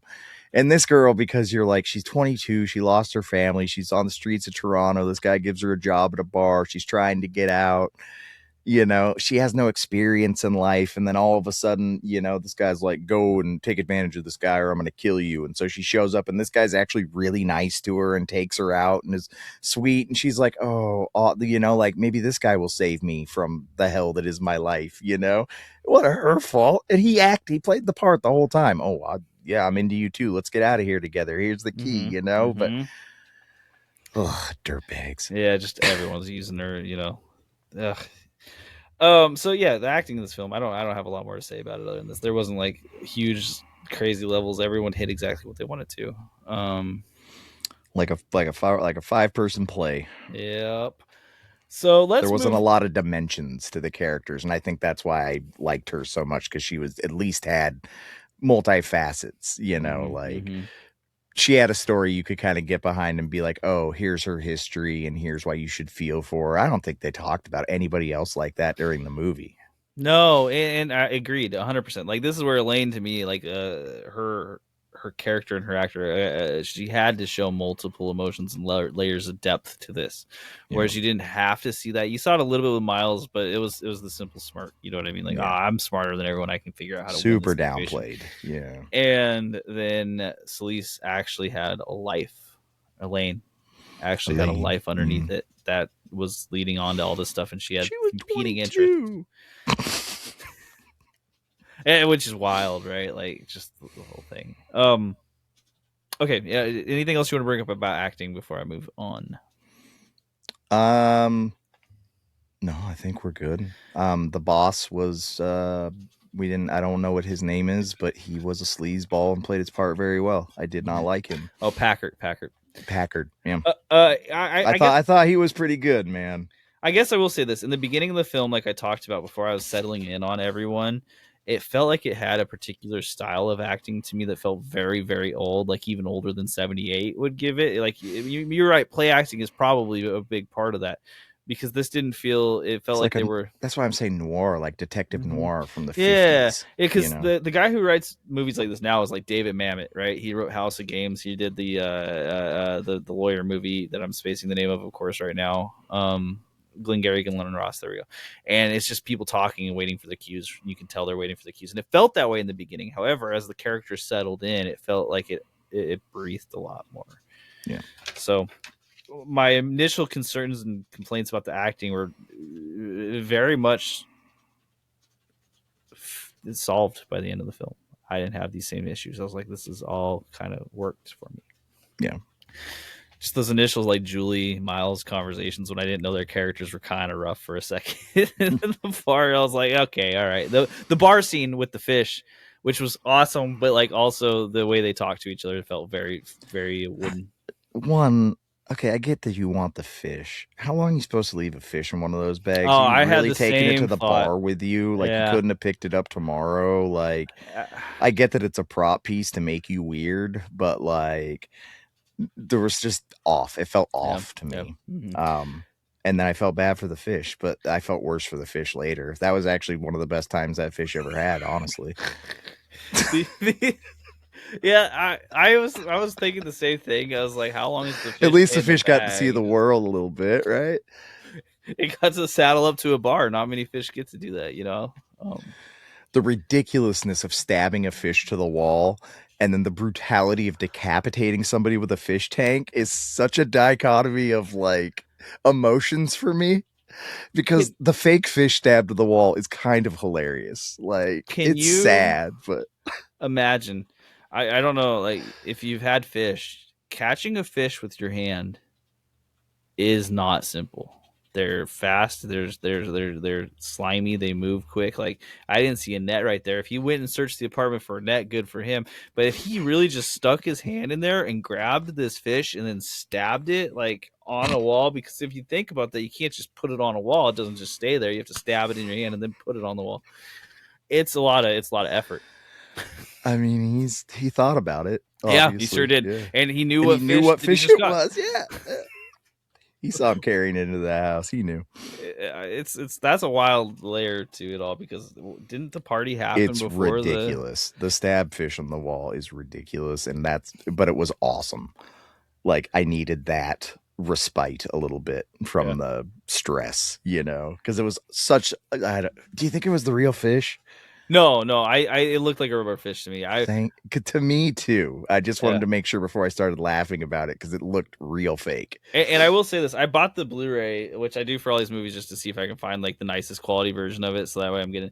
It didn't look very good. Whatever upscaling thing they used, it looked like I probably could have watched the VHS and it would have Well, looked that's what I was nice on my saying. old Like when TV. you were like, "Oh, this went to the video store," it didn't. This was like, if you wanted to get a copy of this back then, it would have been 16 mil, right? Or Okay. Okay. Betamax. Just Betamax wasn't even a thing people could get yet. Like you had to have a projector kind of thing. So I'm sure the only print of this exists was not great. I don't Mm-hmm. know though. And that's It was back a because there's only one Blu-ray release of this with Kino Lorber, and they're like one of those archivists of old movies. You know what I mean? So, which for a movie like this, at this point in time, I feel like it should be more well known. This would be a great Christmas movie for the people I say like us. very die-hardy. Yeah, Yeah, you we're were in the right. more macabre. Um, let's move on to our next little bit. Get ready, Adam. There's gonna be some sound in your earphones. That's not so bad. Um, 5 things you likely did not know. Maybe more than 5. Some of these are layered like onions. I don't want to drop a Shrek quote. What You am I did. doing right now? Hey now. Like I said, the kids went to bed happy, so I'm just in a different place at this moment. Okay, I'll start us off here. The first and I've mentioned this before, Mick Jagger was considered for the role of Reichel. I heard that they were friends.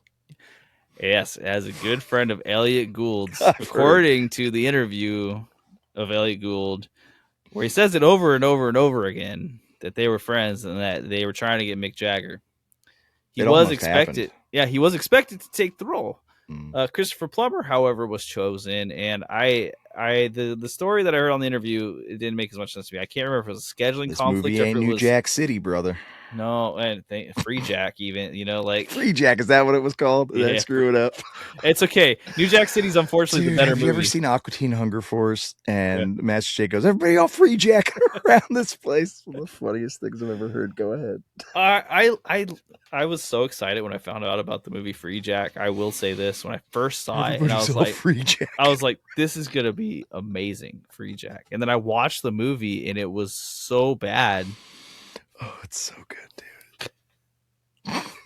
But Mick Jagger was originally thought to be in it. But I think Christopher Plummer had the same agent as the director and Elliot Gould, because that's how they all hooked up. I heard Elliot Gould and Mick Jagger were really good friends, though. If you believe the stories that he tells for himself. Which you might as well, honestly. Elliot Gould was good friends.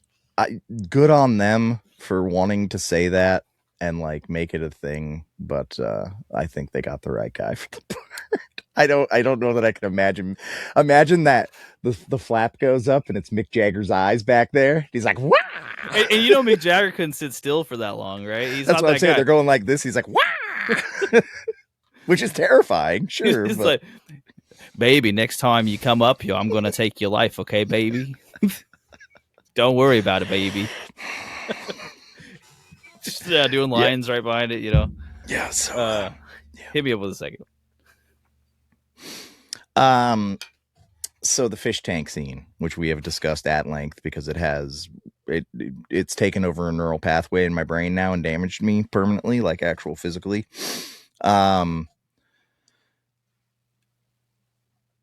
Pretty much everybody didn't want that scene in the movie. They just thought it was like way too much. And I thought we probably crossed the line when girl got face stomped in the sauna, but no. And the director said, no, we're keeping it. And I'm staking we will keep this in the movie. And it was a choice. And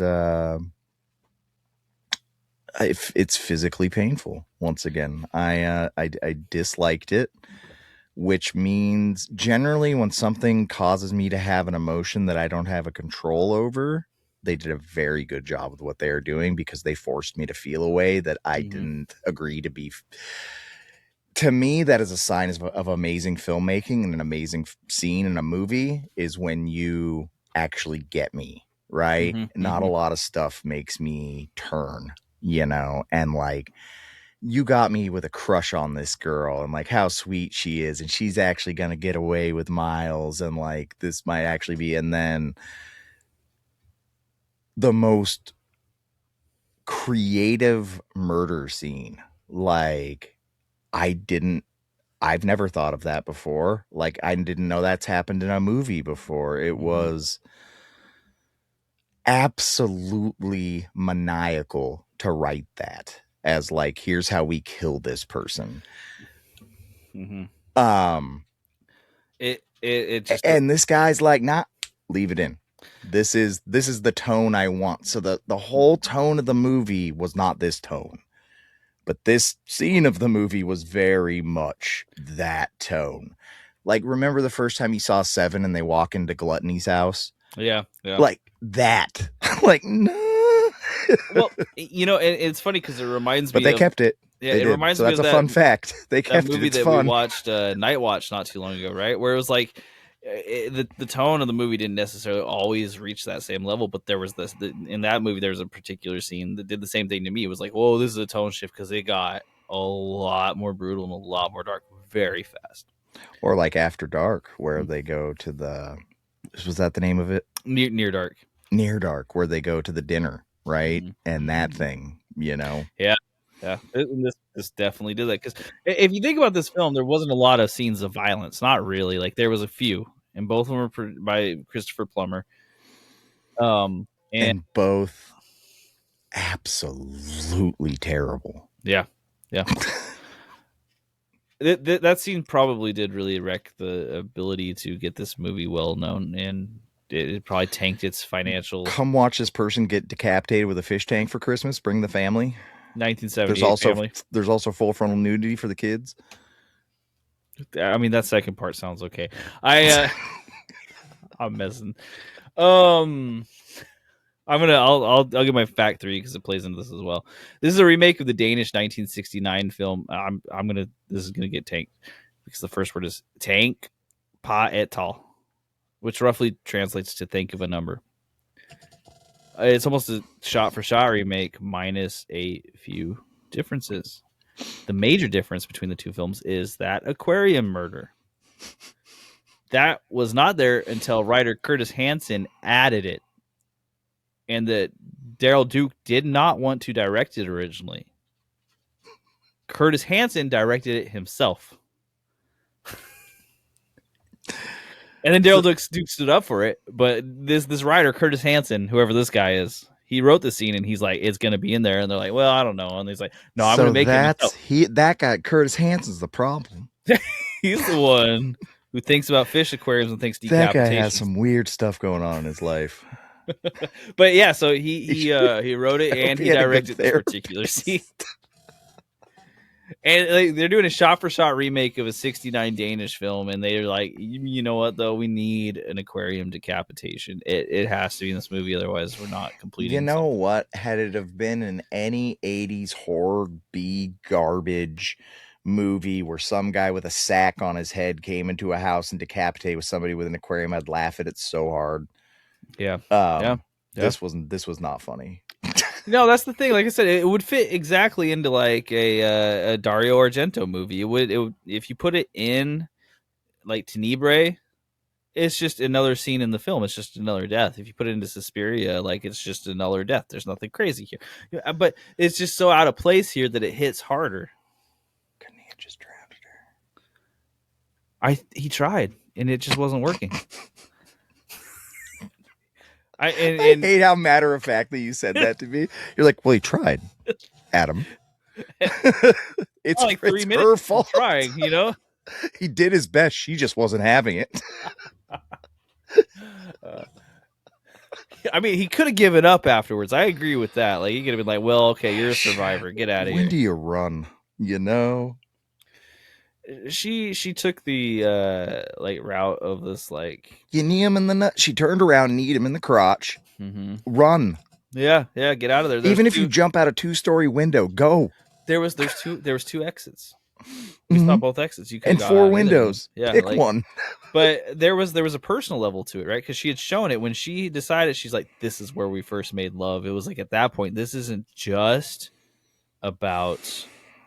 It was personal. Yeah, it was personal. So that's where the whole thing goes off. It's almost like, not almost like it just is like a DV situation. She made him mad and he went crazy.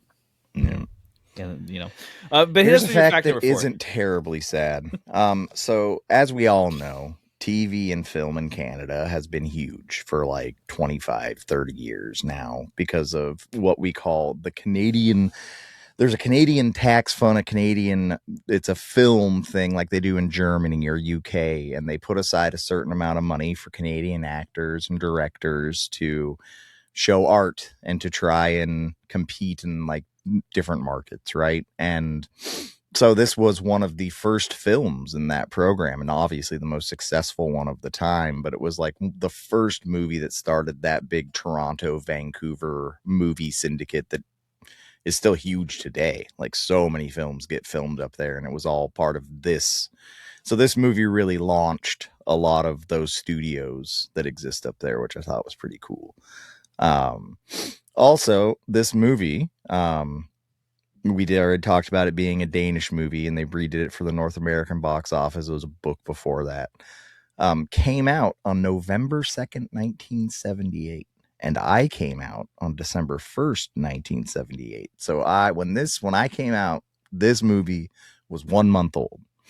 I never saw it in the theaters, but that's how old this movie is. Because I'm old. Well, I mean, so this was like your happy birthday movie. So happy birthday. Here's a fish aquarium. It's the first thing I saw. That's the first thing I remember. My first memory is my parents had me in a theater and that scene.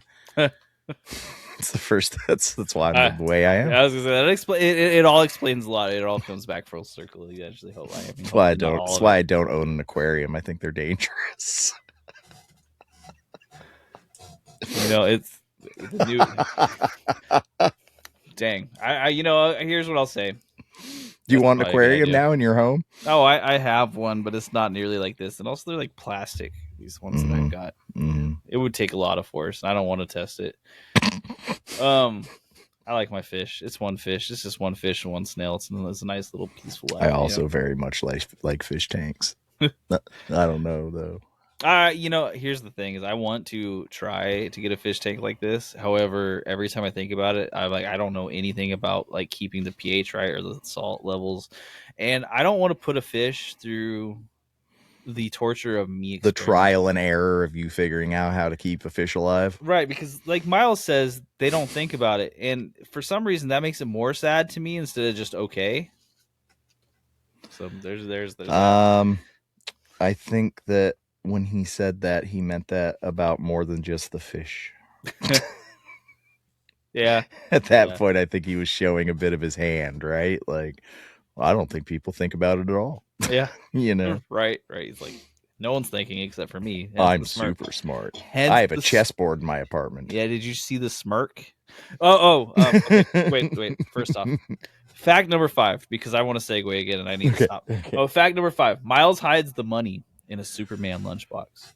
Susanna York played Superman's mom in the first 2 Superman movies.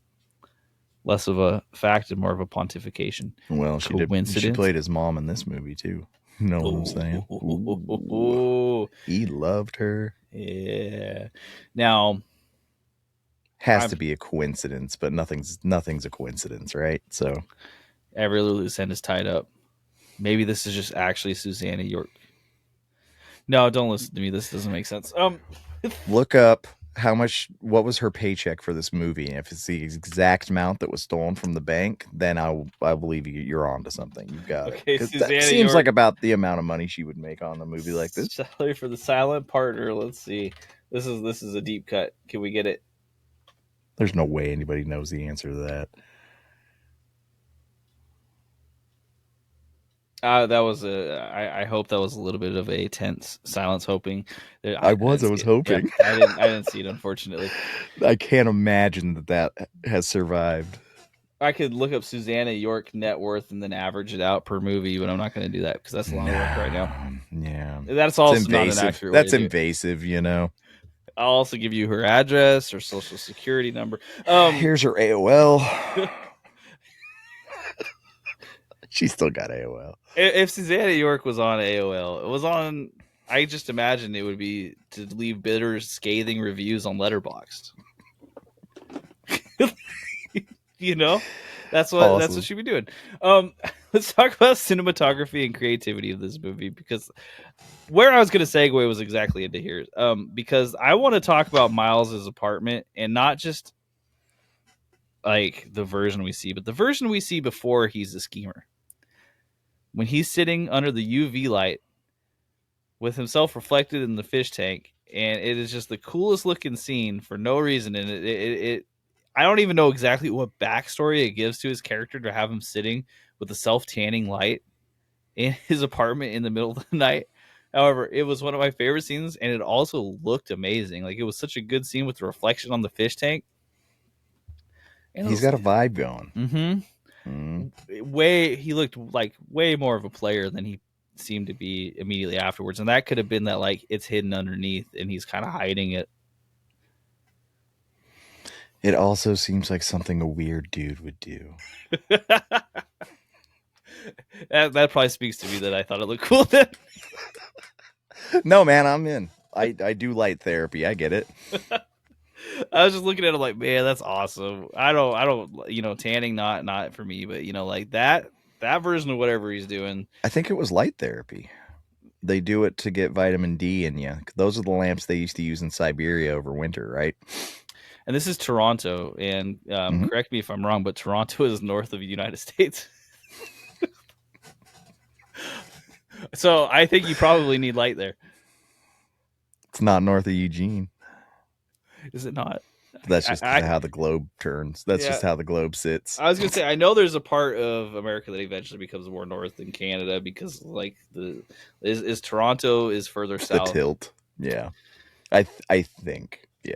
something like that. We're not geologists, unless you are, Adam. In which case, I apologize for making I assumptions. am not a July. No, no, no. Okay, good, good. Um, my biggest feat. I don't know geography very well. I mean, like, Yeah, once like if you Midwest. don't know geography, your geology is probably not great either.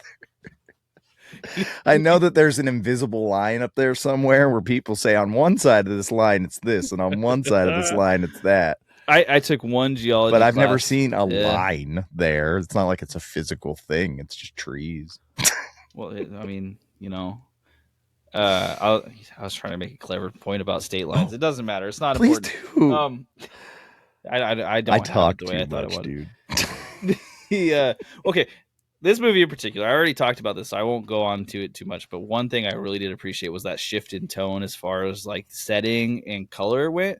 Because the first half being so happy and looking like a Christmas ad from the 70s to the second half being all at night, all tense, all more confined locations, and actually making the bank in the places that you normally had seen in the beginning that looked like pleasant areas being a more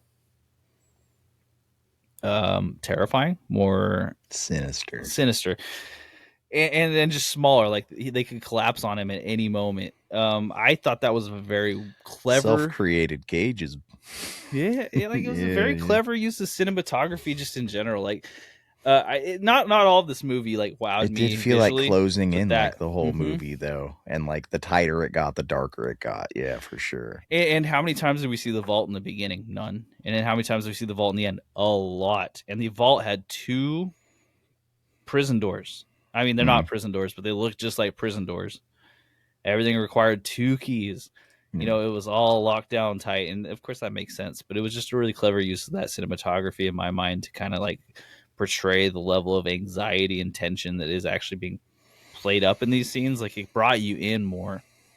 It's also like as you kind of come to understand like how devious and kind of dark this character is when you thought he was just a stick in the mud to start, Mm-hmm. right? Mm-hmm. Like you're like, oh, when he first does it, you're like, oh, this is some guy just making a bad decision. But then as it goes on, you're like, no, this is all very calculated, and like not in a good way necessarily. Like, yeah, Mm-hmm. and the lighting definitely. The setting, it was easy. Like you Macy's down here, Eaton's up there, right? And so it's just Mm-hmm. the Eaton's Mm-hmm. Mall in Toronto during the holidays. Like you don't have to do anything extra. You don't have to put any paint on that, like we talked about before. But the movement of the people and the excitedness and the decorations and the feeling of connectedness and community and it being bright and you know is always awesome. And when they do it in movies that's not a Christmas movie, it still makes me like the movie more. All a Yeah. Die Yeah. Hard, Gremlins, anything like that. Mm-hmm. I love some festive Christmas, but it's not a Christmas movie. I like some Christmas in there. It's such a great setting and it's such a great set. The idea of a mall at Christmas, such a good set because there's so much you can 100%. do with it. And in this time, so much movement, so much excitement around it. Yeah, Yeah. 100%. I do like now that we're talking about this because I didn't really connect this. Is that the open and more colorful parts of the movie are in the winter at Christmas time, Hmm? and then the darker parts are when it moves towards the, I don't know if it's spring or summer, but when it's actually green outside and it's nice outside. So it's almost like they found like the The reflectivity of snow outside is a very real thing, and when there's snow on the Mm-hmm. ground up north, it's actually brighter outside than it is, and that's just when it. See, here in Oregon, it sucks because it'll snow and then it's gorgeous and reflective for like a day, and then it turns to slush, and then we have to deal with brown water, like brown ice, everywhere, for everywhere. 3 weeks. Yeah. There, it snows often enough that everything just kind of stays that nice white. I stayed a year in New York, and during the winter, everything was just beautiful and white with icicles all winter. It was cold, but like gorgeous like that, but it really let up. You would go for a walk at night and it felt like the lights were on, even though it was just the moon on the snow. Mm-hmm. 100%. That's really cool. I did like the way they segued out of winter because they used the dad's funeral, but it wasn't in an emotionally compulsive way. That wasn't really like the or compelling way, I should say, because it was the relationship with dad. It mattered, but also you could tell at that time he was already pretty much gone, right? Yeah. Yeah. So Dad was nonverbal. again, the foreshadowing that something would happen that would move time forward like this was The given to fact that us. his dad was nonverbal at the funeral being a point that he would use later as a clue to this lady being not who she said she was. Come Cool. on. Yeah, it's cool. It's great. So And good. just using that and him standing outside because we don't have a ton of outside shots in this movie. We have some, No. but we don't have a ton. And it being green and everything looking nice and no one's wearing winter coats, and that is all of the exposition you get as far as time has changed. Right. Yeah. Like, thank you, because you respected the viewers by just showing it to them instead of telling it to them. What movie did we watch? Anyways, somebody was terrible at that in some movie we watched. Anyways, there's so people many in the movies, world, yeah. just when they were getting on the boat, getting pushed on the stuff. Yeah. The stuff had some really bad transitions. Let me tell you every single thing. Oh yeah, the stuff was terrible. It had no idea when it was with anything. No. At least this kept time right. Right. It was like, okay, so they've had time to develop their relationship because it did matter for him and Elaine being together that it had been this much time because they look so much more comfortable together. Yeah. It also made sense that she was worried about people seeing through her disguise at the bank because if they've been together this long, people have seen them together. Yeah. And And she's she not. knew that Mm-hmm. that Superman's mom gave her the thrice over because that's her man. Mm-hmm. So, she's the one that gets to string him along. right, and so let us have that little bit of tension for that hour-long break that she had because if Right. she shows up, she knows who this is, and she's the one who's in charge of the And he vault. didn't bring her to the wedding like the boss asked. He brought this Yeah. lady. Ooh, burn. Especially after just having like told her no in the in the heat of passion. Like this is like, okay, not only no, but sure, you say we're coworkers, then I don't even care either too. Or we're just Here's a people working together. 22-year-old from France. Don't ask any questions. I'm not sure she's here legally. No, Don't worry. She'll just magically disappear at some point and we'll move on with our lives. And I'll keep that to myself forever. Yeah, exactly. I guess at this point, Julie What might happens get later in brought life when they're in a city together and they've gotten married and she just brings it up? Whatever happened to that girl? Oh, I buried her under concrete. Let's just What? Let's just say she's in the lockbox, most valuable of all, or the most secret of all. And of course, Julie would be like, "Nah, that's not enough. Excuse me." She, what do you mean?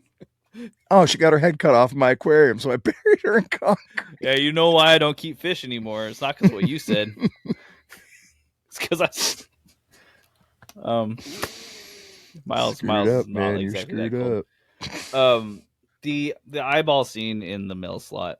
It goes without saying that, as far as cinematography goes, that scene was just so nefarious, and it happened in the exact right time because, like you had been saying prior to this film, or not prior to this film, prior to that scene, it had been pretty lighthearted almost in ways, Right. like except for the beating of the lady in the gym. That part, yeah. That part I had almost forgotten. Mm-hmm. Because it was so brief but so brutal. I think my mind actually kind of blocked a little bit. I was like, okay, they want me to know that this guy's terrible. Like, Exactly. check. I think I wrote up like, what in the world, and then immediately like 2 lines later, like, wow, that's a nice mall. Right.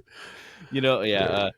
So, But with the cinematography there in his apartment and looking out the window at the phone booth and that distance being closed so quickly and him opening up the slot, like removing that barrier of safety that was created, was very good. very good. And immediately after he barricaded the other door, so And he's like, don't worry, I hope you didn't go through too much trouble. I'm not coming in. which is like, oh. it played on that power level, right? Because like, yeah, he's at the mill site, he's lower than you, and he's on the outside looking in, but also he's telling you right now he doesn't even have to come in. He's not even interested in it because he thinks he has all of the power here. Which also plays into Miles's, Genius. Great use of the camera, though. 100%. Great shot. I had to pause it for a moment It just was to like look at that scene. darkness, and then the light shoots in. And it's just those terrifying, steely eyes. Yeah, Like yeah. Christopher Plummer looks like a creep. That was just as good as any like one reveal scene in a Hannibal Lecter movie. You know what I mean? Like Well, that it's right very there. Shining, Hmm. right? Like very a la Jack Nicholson looking through the door, right? It had the same effect on me, like Hmm. shock, like oh god, like no, Like anyone sees this is going to be terrified. Can you yeah. imagine how Miles feels right in the situation? He's standing in the room looking at it. I mean, he cared. I would He, have been so much more upset than he was in this movie. Maybe I'm a wuss, but just I would Miles. have been out way before that.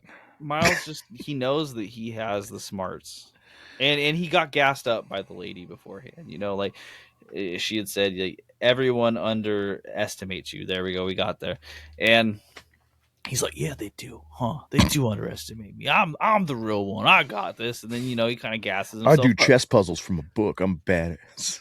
I got fish. I've never done a chess puzzle from a book. Nah, me neither. I had compute. I did play battle chess on the NES though, which I think is probably about the same thing. It's pretty close. I had an Those were just N64 game. chess Yeah, yeah. puzzles. That's fair. Did okay on the NES? Did they have like automated battles or like did they have simulated battles? I mean, where if you did it, like I had this cool Yeah, they would N64 kill each game. other. Yeah, Okay, okay, yeah, the pieces would kill each other. Yeah, yeah, it was very fun. I remember yeah. that. It was like, okay, That's the how I knight learned how to turns play into a knight and chess. just like beats the crap out of a pawn. Yeah, Silly but awesome. but you still had to learn how to play real chess. It's true. It's true. But besides these two, and I'm having a hard time thinking of scenes that immediately. It already wins for me because of the medium it was filmed on, the graininess and the natural tones, and just the natural tones of the 70s, anyways, Hmm. and Hmm. their use of light. Like, it wasn't like with the actors and their acting, they just didn't have very far to go to make it great, Yeah. to Yeah. make it Hmm. totally exactly what it needs to be because they weren't creating anything different, right? It was like this needs to be as normal as possible. Yes, we can make it creepier later, but it was just, as a plot device, the background being used was just like it was a living thing that had its own reactions and actions but there was nothing great about it. Like, the scene with him in the light, yeah, beautiful. I love that ultraviolet spectrum of light, and especially with fish tanks, especially with tropical fish. I think it looks gorgeous. But Hmm. like, there was a lot of nothing Yeah. in the Yeah. cinematography of this movie except for everything it needed to be. It, Which, it, and don't say I'm not underplaying it. It just didn't need to be anything more. right. It wasn't like an auteur thing. This isn't what they were going for, and they didn't need it. So, Is but thank goodness that never felt like they put like a gel over the frame. It's just like this is how things look, right? I should say that the use of the Santa Claus outfit and the woman's outfit for both of Reichel's armed robberies was probably pretty. I'm a little lost for words. It was really well done and it was really well conceived. Because I don't think at that time that people wanted to see bad Santa. So seeing a Santa that not only was taking the donations, because they didn't just Right, show him standing there as Santa, they showed him taking donations as Santa, right. and then coming in and then acting creepy the first time, Yeah. then actually doing the armed robbery the second Silent time. Night, Deadly Night had years before it came out yet. Yeah, yeah, right. And I don't like Black Christmas when that must have been Hmm. around the same time, but Yeah, maybe, roughly. Yeah. yeah, But that was very taboo, right? Like you don't talk about Santa that way. right, exactly. Like that's People our cared. that is our national hero. That is the guy who delivers our presents. That is our corporate god. How dare you? And Don't then besmirch his name. the when he dressed as a woman, I have to wonder if there was more subtext that because I didn't really think there was. I thought it was just a really clever disguise, but at the same time, I'm wondering if I just missed some cultural cues there. You know, no. I don't think you did. I think it was as simple as it was, you know. I think it was to trick everyone, even Miles, Mm-hmm. right? To Mm-hmm. come in and like we couldn't do Santa again, right? It wasn't Christmas again by then, or was it? I don't No, it think it wasn't. was. No, no. Yeah. So I don't I got a feeling when I looked at his face, you know, you ever see Boondock Saints? I And actually haven't watched Boondock Saints. okay, okay, then this won't make any sense to you, but there's a cross-dressing scene in that movie with who's the guy that plays the Green Goblin? He's like the best actor Oh, ever. Willem Dafoe. Yeah, but it had the same feeling of like a very evil, strong person taking on a feminine persona to leverage that to get what they wanted, that has a level of creepiness to it that I don't know that if it was implied in this movie or not, but like let's say in Silence of the Lambs, when you know it gives me the same level of creep, this guy of Mm-hmm. like Buffalo Bill like beautifying himself because he's such an evil person. Like Right, right. I think maybe it was just like that, like the total evolution of how much of a piece of shit this guy is, you know, like That nothing is too far, right? that Like, okay. and That makes sense. And I because think nowadays cross dress it's not a big deal, nobody, but mhm. back then it was a huge deal. Yeah, yeah, yeah. And I also think that for me, here's what I had considered if there wasn't like a bigger cultural impact is that like, British people would have men dressing as women just for comedy. And there's Yeah. such a fine line between comedy and terror as we've seen with all the comedians Well, it making is horror so movies. ridiculous for a man to Mm-hmm. dress like a woman. It is so absolute back then. It's so absolutely ridiculous that it's only absurdism. It's absolutely absurdist, you know. Exactly, and we'd see it funny when they did goofy things that were way out of character, but now we're seeing it as terrifying because we see someone who's doing a very serious thing that has the Right. potential to hurt a lot of people. And Why would anybody in their right mind ever do that except for absurdism, Mhm. right? Exactly, and of Not course, like us, not like us. the mall shooting scene wasn't particularly like the running up the escalator backwards to end it was phenomenal. I love that, but the mall shooting scene in general. Okay, brother, but Mallrats played in my head when he's on the escalator, and I'm like, he needs to quit effing around on the escalator. That's how people get hurt. And that was how he got hurt. As Mallrats he knew. comes rolling down, and I'm in my brain, I'm like, I hope that's not a real escalator. He might get hurt too. Unfortunately, we lost Christopher Plummer to an escalator incident, His which would hair be really got caught. unfortunate. It was all over. He was wearing a wig and he had super glued it to his head. Oh no! I don't think that's what he did. I'm not reporting that right now. But Drop here first. I could Hashtag just think of Christopher like Plummer. in Canada, it's more morbid to show a lady getting her head cut off with a fish tank than it would be to show a mall shooting scene because that scene didn't feel super out of place. Whereas I think in America it would be the other way around. And I don't know. A mall shooting in Canada in the 70s or 80s would have been national news for days. Right. And they didn't show any bystanders getting shot, if I remember correctly. It Nope. was just Mm-mm. Christopher They were Plummer's character pretty and good Miles' aim. character. Yeah. Yeah. Mm-hmm. Thank goodness that old guy, he did the whole 70s thing where he takes a second and holds one hand on the other. And I don't know. That's probably more realistic than I know because I don't know well enough at all. But, Why would a security guard in Canada have a gun?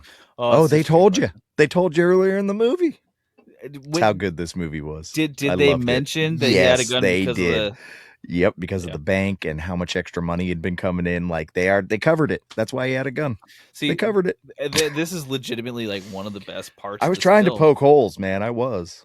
They covered everything and they did smartly. Like this foreshadowing, I don't even know if I could really call it foreshadowing for everything because it wasn't necessarily to help you guess, but it was to make sure that you didn't go, "Oh, that's random. That doesn't make sense." It made sense. I think that this movie, I think that a lot of what we miss out on nowadays is well written movies. Yeah, I yeah. think this movie was two scenes away from being more of like an 8.5. Like well-known movie, right? Those two scenes took it out of mainstream, but I think this would have been a mainstream movie, no problem, without those scenes. I think it could still catch on if it actually found an audience. Like if these guys at God, Kino it's so Lorber who own the dusty at this production. point, brother. It's so dusty. It's good, but it's so dusty. All I'm saying is all it takes is that one place, to just blast out there. Is like, you want a good Christmas movie? Watch that. Maybe that's what I'll do on Sure, social media yeah. later. Get ready for that. Nobody, no, like I tried to find. No, this movie is not very talked about. No, Like, no, no. That NC-17 18 plus rating really killed it. Almost yeah. certainly, it really killed it, and It it's got. wouldn't even have got that in the United States nowadays. Like they would have thought about PG-13 for a second, but the aquarium scene probably would have given it an R. But See, I don't think the aquarium scene. I think the amount of boobs would have given it an R. This country's so ridiculous, dude. What's gonna, dude? If you watch the Hannibal series that aired on national TV on NBC, and I love this series, it was so graphic and brutal in its depictions of violence and gore, and yet it violence was is so able allowed. to show on NBC as long as there was a moment where the director was talking about it. He's like, yeah, I thought that the totem pole I made out of corpses was going to be too much, and they said that the only thing I had to cover was the butt crack on the bottom one. So I just put more blood on it, and they let it go onto TV. So screwed up, dude. It's wild. It's crazy. So screwed up. I agree with you. That should be the scene Boobs where you're are like, wow. fantastic. And like the only thing you're doing by making breasts like, ooh, don't look at them, is you just make it worse. You like, anyways, we're not going to have a European versus American thought conversation here, but good Lord, nobody wants to see dong flopping around. I got it, but like, we all have nipples. It's not the end of the world. Get over it, America, for God's sake. The interplay on the two, you know what I mean? Where there's like whole entire industries made on just like teasing. But anyway, again, those are honestly some of my favorite movies from like that subgenre of like, this needs to be safe enough for late night television, but like sleazy enough to be like almost softcore. Like, some of those movies are so funny, dude. they know what they're doing, and then they go into it. They actually try for it. They're like, 14-year-old boys are going to watch this, so it needs to be ridiculous. There was a lot more creativity in this movie that I'm failing to remember off the top of my head. It was wonderful, but we're going to talk about pacing, and the pacing seemed gentle, but it was actually lightning quick. And there was a lot of stuff that was like, that's another thing that they do with writing nowadays. Anything that happens, the exposition is insane, right? Oh, narrative device, here it is. We're going to tell you everything. Like, this movie didn't tell you shit. Well, okay, so this movie, the one I watched, was an hour 46 minutes. I imagine it's pretty close to that around with other movies. And so here's what my thought is that maybe a lot of these movies that are released now are getting all of those little scenes that explain the loose ends. They're just getting them chopped and in favor of a 30-second exposition, because they're like, hey, if your movie's an hour and 45, less people are going to go see it than if you have an hour and 30 movie. So get rid of all those scenes, 30-second exposition. It's a good exchange, and audiences don't care. And it's not a good exchange, because I agree. Like, this felt rock solid because we saw I want to connect the dots. That's my job. Yeah. That's why I'm watching the movie. I don't want to know, and you don't need to tell me I'm not. If I'm too stupid to get it, let me be too stupid to get it. 100%. Please.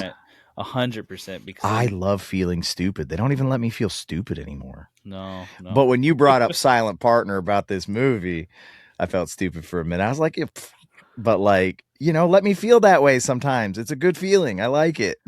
You don't have to tell me everything. It's nice when art is like, I actually invented an idea in your head. Here you go. As opposed to like, I just told you what to think about this thing. Right. It's like, I showed you these things. Isn't that what everything does nowadays, though? It tells you how to feel about it. God, I'm tired. It's this like idea of like interactivity versus, just truly. But it's not interactive. It's, here's how you're supposed to feel. And if you don't want to feel this way, turn it off. How dare you? right? Let me And feel that's the way I want to feel about it. Don't tell me how I'm supposed to feel. exactly, movies like these are more interactive. It's crazy because I know a lot of people will turn this off for looking for more modern movies because it's not as action packed. The cinematography is different. And however, I think this is the most pretentious thing I'm ever going to say. This is a movie like this is going to be more cerebral. It's going to allow you to have the thoughts and make those connections. And even if they're obvious, you are the one doing it.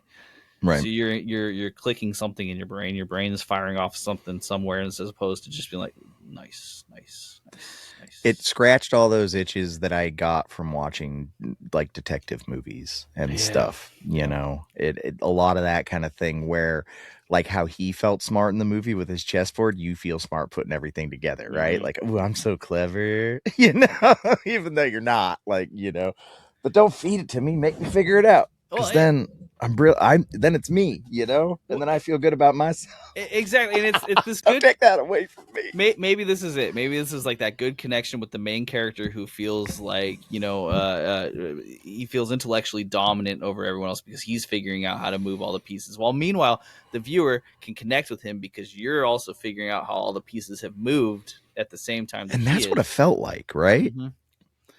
Like we were figuring it out together. Yeah, yeah. And so his smirk was It's our like the smirk. never ending story, right? We were Elliot, living his adventure with him. And his name exactly, is Elliot. So and he had our collective smirk. The smirk wasn't his; it was all of ours. I tell you what, the ports that he smirked in that movie, I probably did too, because I was like corny, but like, nah, I, it worked for me. every time he's walking with Elaine next to him, he's just got the smirk. Like it doesn't matter what she's talking about, what happened. He's just smirking, and it's like, okay, all right, I buy this. This is fine. But when he's smirking after he gets the phone calls and stuff, that's where I'm like, all right, this guy's a little bit lost in the sauce, a little bit. Yeah. Like that's serious. Yeah. But it did feel right. But yeah, as far as the pacing went, if you'd cut those and given me exposition, it would have been shorter, but it would have felt longer in my mind. So I think the editing and pacing hit, and it wasn't an overly long movie at the same point. It still managed to keep it under 2 hours Right. with wrapping up all the loose ends. So I think the editing and pacing was pretty strong. You don't just leave some stuff out, There's so much unnecessary crap in movie. This didn't have a lot of it. And Mm-hmm. that's hard to edit a movie like that. Even him looking at people in the mall with the orange juice and like all of it was exposition for something else, All right? right. I liked the use of my time. This movie did not waste my time. Yeah, realistically, I think the only time it could have possibly cleared up was the subplot with John Candy becoming a father to a baby that's not his. But I think they just put that in there as a little zing, and it worked on me. I felt so bad. and it did give you that last moment of like, oh my gosh, I know what's happening and no one else does. Yo, I felt very clever. She is pregnant with someone else's baby. It's not But his. if it wasn't cute little John Candy, I probably would have been more like, oh, haha. Mm-hmm. But yeah, you don't mess with my boy. Um, yeah, and it was that's pretty much it for the editing pacing that I've got. It was great. Perfect. Yep. So let's talk about music.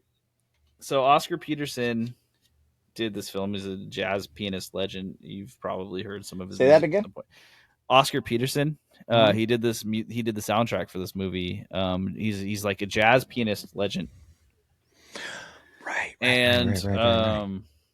so I'm gonna be tinged and a little bit biased in saying this is the only movie he ever did. And Really? yeah, and I feel like to me, knowing that it was him and my expectations of what someone of his caliber could do, um, made the soundtrack a little bit worse than I think it actually was, in my opinion.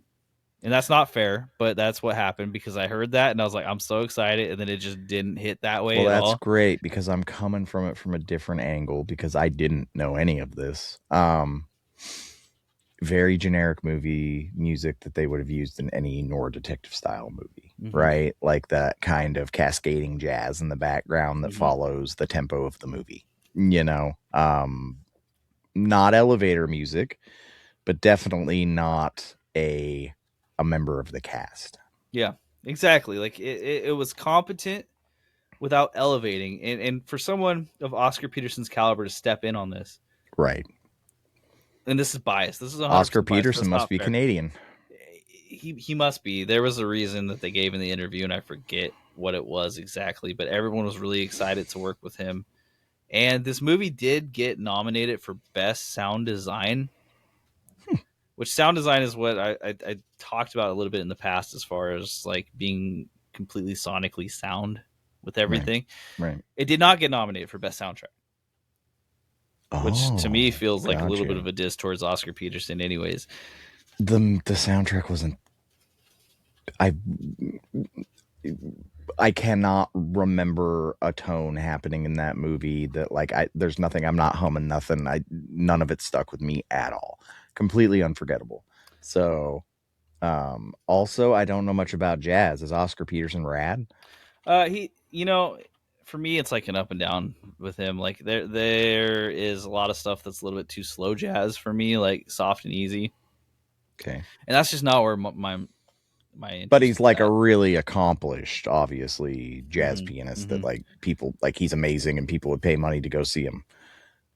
He was a schoolmate of the lead actor Christopher Plummer, so that was kind of like the connection there. So him and Oh. Christopher Plummer knew each other, I and he took this heard film. I heard there was some connections in this. I heard that the lead guy was actually friends with Mick Jagger. I don't know if Yeah. you knew that or I, not.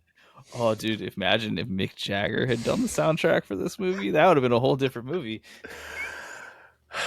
I can't say I don't want to see it. Like I kind of do want to see it. Feliz Navidad. Mick Jagger. No, I can't do the When he comes British. to rob the bank, he's just sliding down the escalator. I think because he could have just wore the same costume he wore in that movie Performance, right? Yeah. Anyway, neither here nor there. Yeah, the sound in the movie was great. No problems. They did everything. The alarms were great. Everything was sudden and jarring. Sound effects weren't out of place. I could Voice. understand everything Elliot Gould said, even when That's he was yeah, mumbling. yeah. So, It was absolutely fine. yep, The yep. soundtrack, there was nothing, and I don't know that they were fishing for a soundtrack on this movie that they could sell separately, but there wasn't one there, right? There was no Mm-hmm. Lim Doll. No, no, There was no Take These no. Broken Wings. And there was When she's opportunities getting her too. head cut off by the fish tank. Take these You broken you could have had wings. like a montage of just Miles getting really upset in his apartment when he finds the body to that song. Yeah, and it would Slamming have. against the wall. It's so out of place for a '78 movie, but it would have worked amazingly. Okay, I'm He just put her saying head in a plastic bag. that works for this montage, in my opinion. He fished her head out of the fish tank with a plastic bag, just cinched it up. Threw it in the old Yeah, rug with the poor girl. he doesn't have a lot of. Does he have morals? I would guess at this point he doesn't anymore. Now it's just about winning this game, being the smarter There's guy. something about taking advantage of a woman to get what you want. That's a special level of sleazy. But then he takes her head and puts it in a plastic bag and rolls her up in it and buries under 2,000 meters of stone and rebar. I think that's what she said when she was reading the cat. That is accurate, and also he just left the body with a newspaper delivery boy. Like he just did that. He dipped. He's like, I gotta get out of here for a second, but he just left the body there. He's like, whatever happens, happens now, I guess.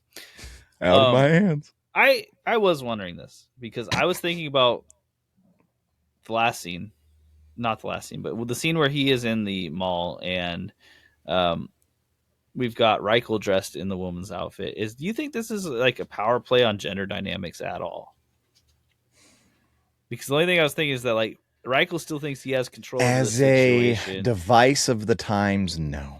Okay. I don't believe it was. I Okay. believe it was an absurdism bordering on mental Okay. illness, right? Okay. It was just sticking in the back of my head, but this could be like that postmodern look at something where it's not really a fair way to look at the movie for intentionality as opposed to what we see on the screen and like the effect afterwards. those few scenes, and they were always with Christopher Plummer, felt way out of place, very dark, very intense. So the intention of some of the things that happen in it may be well beyond me, right? Mm-hmm. Those kind of things weren't shown in movies back then unless you were watching the movie for that, Mm-hmm. Mm-hmm. right? Like Mm-hmm. extreme culty horror. It's behind me. It's a thing. But that's the only time you saw that level of the violence was mostly always implied when it came to brutality like that. And I think they did end up leaning into it a little bit because they're But I say that, but like, I'm saying it because it happened to a 22-year-old woman, but they have 100 war movies where dude gets his legs blown off or, a horse steps on their head and it mm-hmm. pops like a melon. So I'm being super, picky about it. Like, I live in America, so all violence is good, right? Something like that. That's pretty close. I feel like that's almost accurate. There's just like small tweaks where it's all violence against certain people is good. Um, Whoa. Whoa. I'm just saying. Zombies? I like where your head's at. I'm gonna go with that Okay. answer. You're good. Um, but okay, so I gave you an out and you took it. Excellent. I sometimes you have to, but you know what? I'm speaking I for the 100% generalized. know what you mean. I'm Yes. speaking for the generalized America here, not for Right. anyone. Like The violence is off the hook in this country, dude. It's crazy. Like on TV and movies and stuff. Like it's not even shocking anymore. That's why you could get away with all of those terrible horror movies that came out because it's absurdism, right? yeah.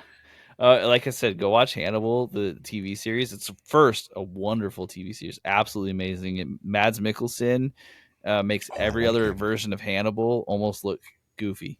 Anthony Hopkins, really? Anthony Hopkins, and I loved that. I love that movie Ooh, still. But Mads Mikkelsen does so good. Like this is the reason why he is famous, and he should be famous forever for this role. And cool. I'll two, check it out. remember that this was on NBC. As you're watching all of the terrible things that unroll on this, that this was on Dude, national television. I don't watch TV anymore, but I remember this had to be the tens or something, and I'm watching NBC or NIS or whatever, and some 12-year-old girl had gotten raped and murdered and like then like stuffed with drugs or something, and it's like on some cop show in New York City, and I was like, really? This is what we're doing on 8 o'clock at night television? Like, I just don't watch it anymore. And you wonder why like half the country's afraid of big cities. You know And what I when mean? I Like, was a kid, it was like, Step by Step or like Full House or like, the Winslows, oh, Urkel's here, haha. Like Roseanne was about as dark as it got. and it's not like they didn't have those shows. They just moved away from them. Like Tool Time was still around. Home Improvement. Like it. Right. Anyway, so the tagline of this movie was a chilling story interwoven with comedy. Dot dot dot dot dot dot dot dot dot. Sex. Dot dot dot dot dot dot dot. Terror. So they leaned into it pretty hard. I think Where was the comedy? well, if you look at this poster, Elliot Gould is making a particularly goofy face. So I think that they just shows Elliot Gould as you could potentially be comedy. Okay, listen, was this like I'm gonna bring it up again because it seems to like was he just like this guy's the weird guy? Weird guy gets money from the bank. He's a weirdo, has fish. Like, was that the idea, you think? He was married to Barbara Streisand. It had to be though, because okay, I I this is get it. He's like a goofy guy, but was he like Adam Sandler goofy? the vibe I got is like this Was was this like his this. punch drunk love? It felt to me. It felt to me like they were talking about him like he was the '70s version of autism. You know what I mean? Like they're like, Okay, he's one I of didn't those want to say guys. it, but He's one of like, those guys. And it was like, okay, he likes like I was fish. saying, yeah, he's a lot like me, and Yeah. like I got that from him, but I didn't know if that was like a plot point. Was that implied? It felt like it was to me. Like, Because of the fish tank and stuff, right? mhm. Like it's hard for me to read things like that, but like they were saying that was weird, right? I have a lot of weird hobbies and people say stuff about it, but I don't think my brain catches what people say. But like he obviously caught that she was like kind of down on him about it. To me, it was weird. I was like, what? He's got a fish tank? Like that's a big deal. I also think that like this, People are really like that, though, aren't they? they are, but I think okay, so we're in the Pacific Northwest and we're in Eugene, a small, pretty small town, right? I think that changes and tints this because when you're in a small, like weird things in a small town, people are like, okay, yeah, I like that. When you're in a big town where there's like all this stuff and you work at a bank with a bunch of people who have money, they're like, it's weird that you don't just want to go out and drink all the time. You want to actually do these other things. Right. Because you have them, I don't know. I'm making assumptions here. I live in Eugene, so I can't really say all the rest of that. Not fairly. But it totally felt to me like he was being played as a neurodiverse character of some sort. Mm-hmm. And I felt like they were leaning into that. Mm-hmm. But I don't think that he was written as that. I think he was written as something more, he's just kind of an oddball. You know that guy. Like, yeah. Yeah, Okay. because the only comedy was really like John. There was nothing Candy. funny in this movie. It was like John Candy getting cheated on by his wife, and like Brother, us I finding tell out you, that, and that's not really no. that funny, but that's what I think they were playing it as. Honestly, like it was a running gag that was instead of How funny, it many was just times sad. are you looking for a comedy movie and the thing says comedy and then you turn it on and there's nothing funny about it at all? Unfortunately, a couple times recently, Hate it. because this is There listed. was nothing funny. What? John Candy getting cheated on and his wife having the other guy's baby? That's funny? Oh, okay. Well, his wife was wearing a shirt in the beginning that said "early withdrawal penalty." That was the banking shirt, and it was funny. It was actually very 70s and very funny. That did amuse me. I And would wear that shirt. well, and then she ended up getting pregnant, right? So like, there's even the foreshadowing of that. Um, You got more out of this movie than I did. Yeah, but she did. that's like the closest That's I so can. clever. That's like the closest I could see to the comedy, really, because it didn't hit for me either. Of course, the first and third listed Just genres of because the I movie now. laugh once during your movie doesn't make it a comedy, dog. Daryl Duke disagrees. Good for him. um, okay, so I don't have much more to say about the music, which is the section we Well, are it on. had John Candy in it, so it has to be a comedy, right? Yes. Because John Candy can't do anything but comedy. Yep. Exactly. John Candy, he pops his head in. I guess maybe like the interactions between Packard and Miles could be considered some early version of Office Space that just went over my head. Like a dynamic that, like, Yeah, like everyone hates their boss, and look at this jerk boss. That's funny, right? I don't think anybody Um, laughed at this movie. No, no. That's unless why it failed actually, because they're like, look at this lighthearted comedy, and then someone gets their head chopped off in Christmas the time aquarium. comedy. At Bring least, grandma. at least he wasn't in a Santa suit when he chopped off her head, because that would have been a whole thing. Okay, let's move into our last little bit here. Dude, this movie was kind of awesome though.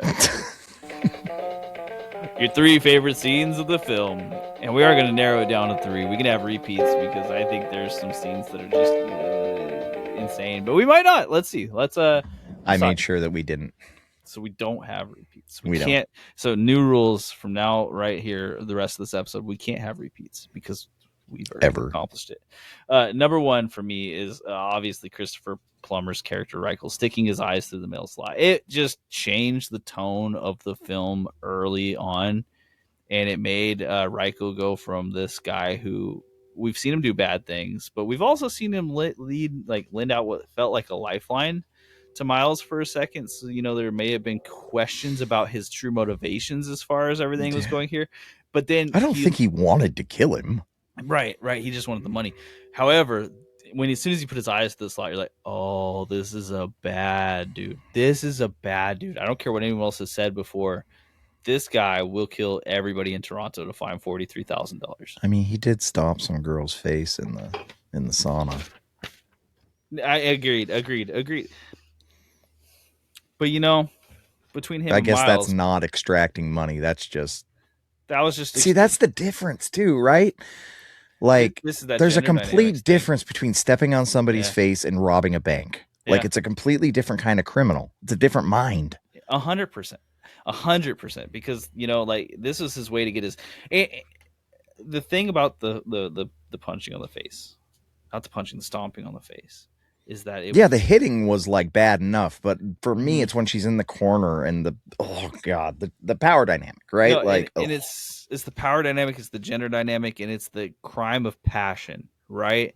So like he's super pissed, and that's why he's beating up this girl. And like that, this changes, I think, even with the mail slot scene, because now it no longer matters any of these Right. things. He has decided you're giving him the money, or he is going to hurt you. And I just think it changes the direction of the movie between him and Miles. Watch what I did here. Yeah, well, so the scene I liked was the sauna scene. Look at us connecting this. Okay. And I believe it was important because it was super brutal, Yeah. right? It established a serious tone to the villain very quickly. Mm-hmm. Did not take much of our time to say that this dude's a real bad guy. Understandably uncomfortable, right? To watch. But the delivery was deranged and believable. Oh man, yeah. Yeah, Like, it was. Yeah, it was. so working into yours, like the proving of concept that this guy is not, this is not a game. He's not effing around. He Right. will kill you. And it looks like he may get enjoyment out of it in some ways. He would or probably others. kill you for not the money at this point because you pissed him off. Um, So yeah, for me, the sauna scene, which kind of works into the eyeball scene, just the kind of setting up of this is Christopher Plummer and he will kill you. it gives, not only does it give Reichel's character actual depth of evil, but it also gives Miles' character a real tangible threat on both ends. Right. Yeah, Elaine's awful murder in Miles' apartment. This is my second favorite scene because it's just, it's one of those scenes that it changes tone. You're exactly right. It got me shocked, and I've seen a lot of things in movies that don't get me shocked. But when a movie doesn't have that tone and then it goes that far, and it doesn't shy So away from hard, it, dude. It went so hard. like each Out of part, the blue. her getting drowned was awful, right? Like, but then she didn't. It didn't work. You think she's gonna get away, then the fish tank gets broke, and it shines on the glass for a second. It's like, oh no! And then it shows her neck getting cut open, and that's awful. That's terrible. If they had just left it there, that was awful enough. But no, instead, a scene later, her head is in the tank, and it is just so much more like. But like violence had been a part of this movie, but it hadn't been the main part of this movie, and it feels like it shifted right here. Violence is now the main part of this movie you have to be worried about. Violence plus Depravity. And all of the fish are dead now. We don't even talk about the fish because we have to talk about the people, but the fish are all dead. That was a thriving I'm sorry. So, I'm sorry. I'm not going to since go off neither on of fish. us picked it as our favorite scene, we do have to add the fish stab to the wall into this scene. Yeah. Because it was a great, there wasn't enough meat there to say, oh, that's my favorite scene, the fish stab to the wall, but it was really good. It has 2 notes for me on my That's the notepad, humor. There, like, I found the comedy. I think that's the first time I've ever got you to smile like that. It's okay. We're not going to jail for me saying that. We stabbed a fish to the wall. That's really what the funny part is. I just like the idea of Daryl Duke just like talking to execs, and they're like, "Well, I don't really understand what's the humor." He's like, "Well, didn't you see the fish? It's I stabbed on the a fish to wall. a Like, brother. It's right here, black. Fish don't belong on walls, and they don't belong with knives through them unless you're going to eat them. So what's going on?" Good. Okay. What's your next favorite scene? Let me do these in chronological order. Right. So I don't really know where they were at. It looked like a plane terminal almost, but it was at the pouring of the concrete, and they meet in that metal hall, and he walks around the corner, and the first time they're really face to face, but the power dynamic is equalized because he can't murder him right there. And so they have their first honest conversation. Mm-hmm. And when he, and he's talking, and like, you can tell, oh, Miles is playing trump cards right now. He's saying, hey, I beat you here. I beat you here. I beat you here. And like, instead of feeling scared for Miles, you're like, does he actually have the upper hand right now? Does he have a plan?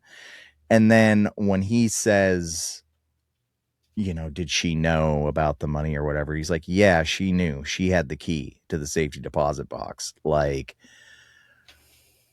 he loved her so much. And when he found out that she thought that he was not a good person and she was going to get away with him and go with this guy, and now he had the actual proof after she killed him, to like, whew, like, that was a scene that didn't need action, didn't need running around. There was just this tension in that hall that like would have knocked you out if you were walked into it. It was great. Very nice scene. Very little needed except for just the guys staring at each other in the space between them. A lot happened in that space between them. It was a wonderful scene. It really was. And like you said, awesome, just power play. Which we didn't get a ton of. I think the only other real power dynamic scene is when Miles ran out of his apartment and ended up calling him from the payphone. Yeah, that was awesome. Because that was 100% him going like, "I'm smarter, I got you, right, tricked you." Okay, for my last, I'm actually getting 2 scenes, which isn't fair. I'm sorry to everyone out there. I put 2 into your other one too with Stab Fish. See, that's fair. I'm gonna take that then. You give me an out again. I'm taking it one more time. Both of the armed burglary scenes from Christopher Plummer, and the absolute reason is what we talked about before, is this the creativity of the suits and how they had it shot and sent him in. Because so Santa, we got to see build up to Santa coming in. We got to see this is the whole setup of the movie, and him bail out a couple of times, and like the whole like building of like. Yeah, exactly. Yeah. And so then to have Santa as the one who robs him, which is just, he's a cool looking Santa too, so it works out in a lot of different ways. The scene with Christopher Plummer dressed as a woman coming down the escalator and just managing to still be nefarious and looking evil despite being 100% in this disguise that would otherwise be farcical in a lot of places. Yeah, right. It's just so well done, and it culminates with him running up the escalator, which is just such a nice little detail because they could have just had him go up the escalator, but instead they have him running up the wrong way, and it's wonderful. Enough can't be said about it. I mean, like in both of these scenes, Miles is also wearing a disguise, but he's disguised as himself, right? Whereas his real actions are actually also just as bad as what Christopher Plummer is attempting to do. Well, he's also trying to, work it to his advantage. And like the cop catches on to that, right? Enough, but everybody's defending him. So he's like, well, obviously it's not this guy because everybody else is saying it's not this guy. So like, yeah, it's just, circumstantial. But like everybody's sticking up for him. But like, no, he did it. He actually stole the money. But this is a good point too. Yeah, the cop was 100%. Like his instincts are all saying it's that guy, but he's totally right. Yeah, good cop, bad follow through. Right. Okay, yeah, hit me up with your next one. When she finally like grasps the level of the depth of the situation that she's in with him, this is what I thought the title Silent Partner meant. That she was his partner, but she didn't know it. And then she figured it out right at the end because she sees his briefcase. Now, let's see, the thing that they never showed, and I'm darn near positive it was intentional, was when he got into the safety deposit box to take the money out, they never turned around to show her. Was she looking while he took the money out? Every other shot they did in the safety deposit box, they made it very clear to show that nobody was watching what was going in and out of the safe. But that scene, so I think she knew then. And then as he comes in, she knows, well, we need to protect this money because we're going to roll out to get, she's Bonnie and Clyde, right? She's she's a little excited about this, right? She's a little, ooh, here we go. Like she's loving this. And when she takes her foot and she slides the bag back and you're like, fuck, she's in on this. I loved that because I was like, they're going to get away with this. Forgetting that he buried some lady in concrete, I was like, yeah, you go, like you're going to have a great life. Have a good time. I really liked that scene because it felt like he was getting the closure he was looking for. It felt like satisfaction, right? I like that a lot. I like it when movies end up the way they're supposed to. Right, and that makes again. I was so certain that she was just going to take it and run, like he was going to end up in the ambulance. I think it might have made a better movie. Yeah, like they would shut the doors and he would just be like, "You can't go yet," and I was like, and you just see her walking with the bag. That would have been so good. Because there's nothing he could do at that point. She would have gotten away completely free with the money. Like, what's he gonna do? Get out of the ambulance? get out of the ambulance, call the cops. What are the cops gonna do? Oh, you stole the money first, and now you're calling me to tell you someone stole it from you. Like Right. these are the games you play. Um, So yeah, I thought it was a great scene where she like I think at that point she kind of knew what she was in for, but was into it, yeah, like mm-hmm. because that's kind of what she was asking for from the get go. That's what she wanted from him from the start. Be a little dangerous, be a little out there. Don't be such a stick in the mud and a weirdo, Like that's I need excitement in my life. He's like, all right, here's some excitement. I robbed a bank. Let's go. I rob a bank. I robbed the bank we both work at, and I've continued to work there. I even Yeah, hid the money in the bank, I like even had a body in concrete. underneath where the bank is laying its new foundation. Let it go, Adam. That C doesn't define the movie. um. Okay, so we'll move on to our fairly arbitrary reviews. I gave this movie a certain score, and I think that after the conversation, I would move it up higher. But I'm going to just stick with my guns on this one and let it go, let it rip. So with that said, Adam, do you want to go first? Or you want me to go first? I'll let you choose this time. Spin the wheel. It was much better than I expected it to be, but it did come with a 7 rating on it. I didn't know that until after I picked it. I just kind of picked it. I was like, what's some like off kilter Christmas movie, And so I started digging through stuff. I found this one and I was like, I know nothing about this movie. I want to know nothing about this movie until I see it, And so I went into it blind. I went and checked the reviews. It was like a 7.4. Boy, they close. I would put it right there at like for me, it's like a 7. Yeah. Yeah. I think it's not a waste of my time at all to have watched Mm-hmm. the movie. I think it was extremely well written. I was never bored during it. So it's kind of like pushing towards 8 on it. Let's give 7.5 because I was never bored. Like I was dialed in the whole time and there was things happening around me while I was watching it. And I don't feel like I missed anything. It's very concise, very easy to watch. I guess when you're talking about like how a movie is built out, like, yeah, I mean, this is a movie you'd go see in the cinema unless, it's just the two scenes. The two scenes keep it out of that 8 territory where I think it would have been like a movie that actually won awards and like was a hit. Good old Curtis Hanson. But yeah, 7. Let's say 7.5. Yeah, Okay. great. All right. That's a Seven good and a number half. for it. Wonderful. I will stick with what everybody else said. Sometimes the aggregate is correct. I mean, that's just the way it goes, Not all the time, but sometimes it really does just hit it, especially when you find a movie like people like this where people had to search out to find it because they want to like it, which means they're either going to hate it or they're going to love it, And if everyone seems to settle at the same point, that's a pretty good sign. Anyway, for me, I'm giving the story a 5, which is awesome because I really love that every loose end was tied up. It wasn't overly complicated, but it was interesting. It did have intrigue. It did have twists. And I want someone to find one thing that they did not explain a little bit in some different way or foreshadow prior in this movie. Like it was just, I love that. Acting is a 4, mostly because I think it ended up being very well done, but I still can't take away those first early scenes that just left me feeling like it was written with the acting style that was so old that it felt older than this movie.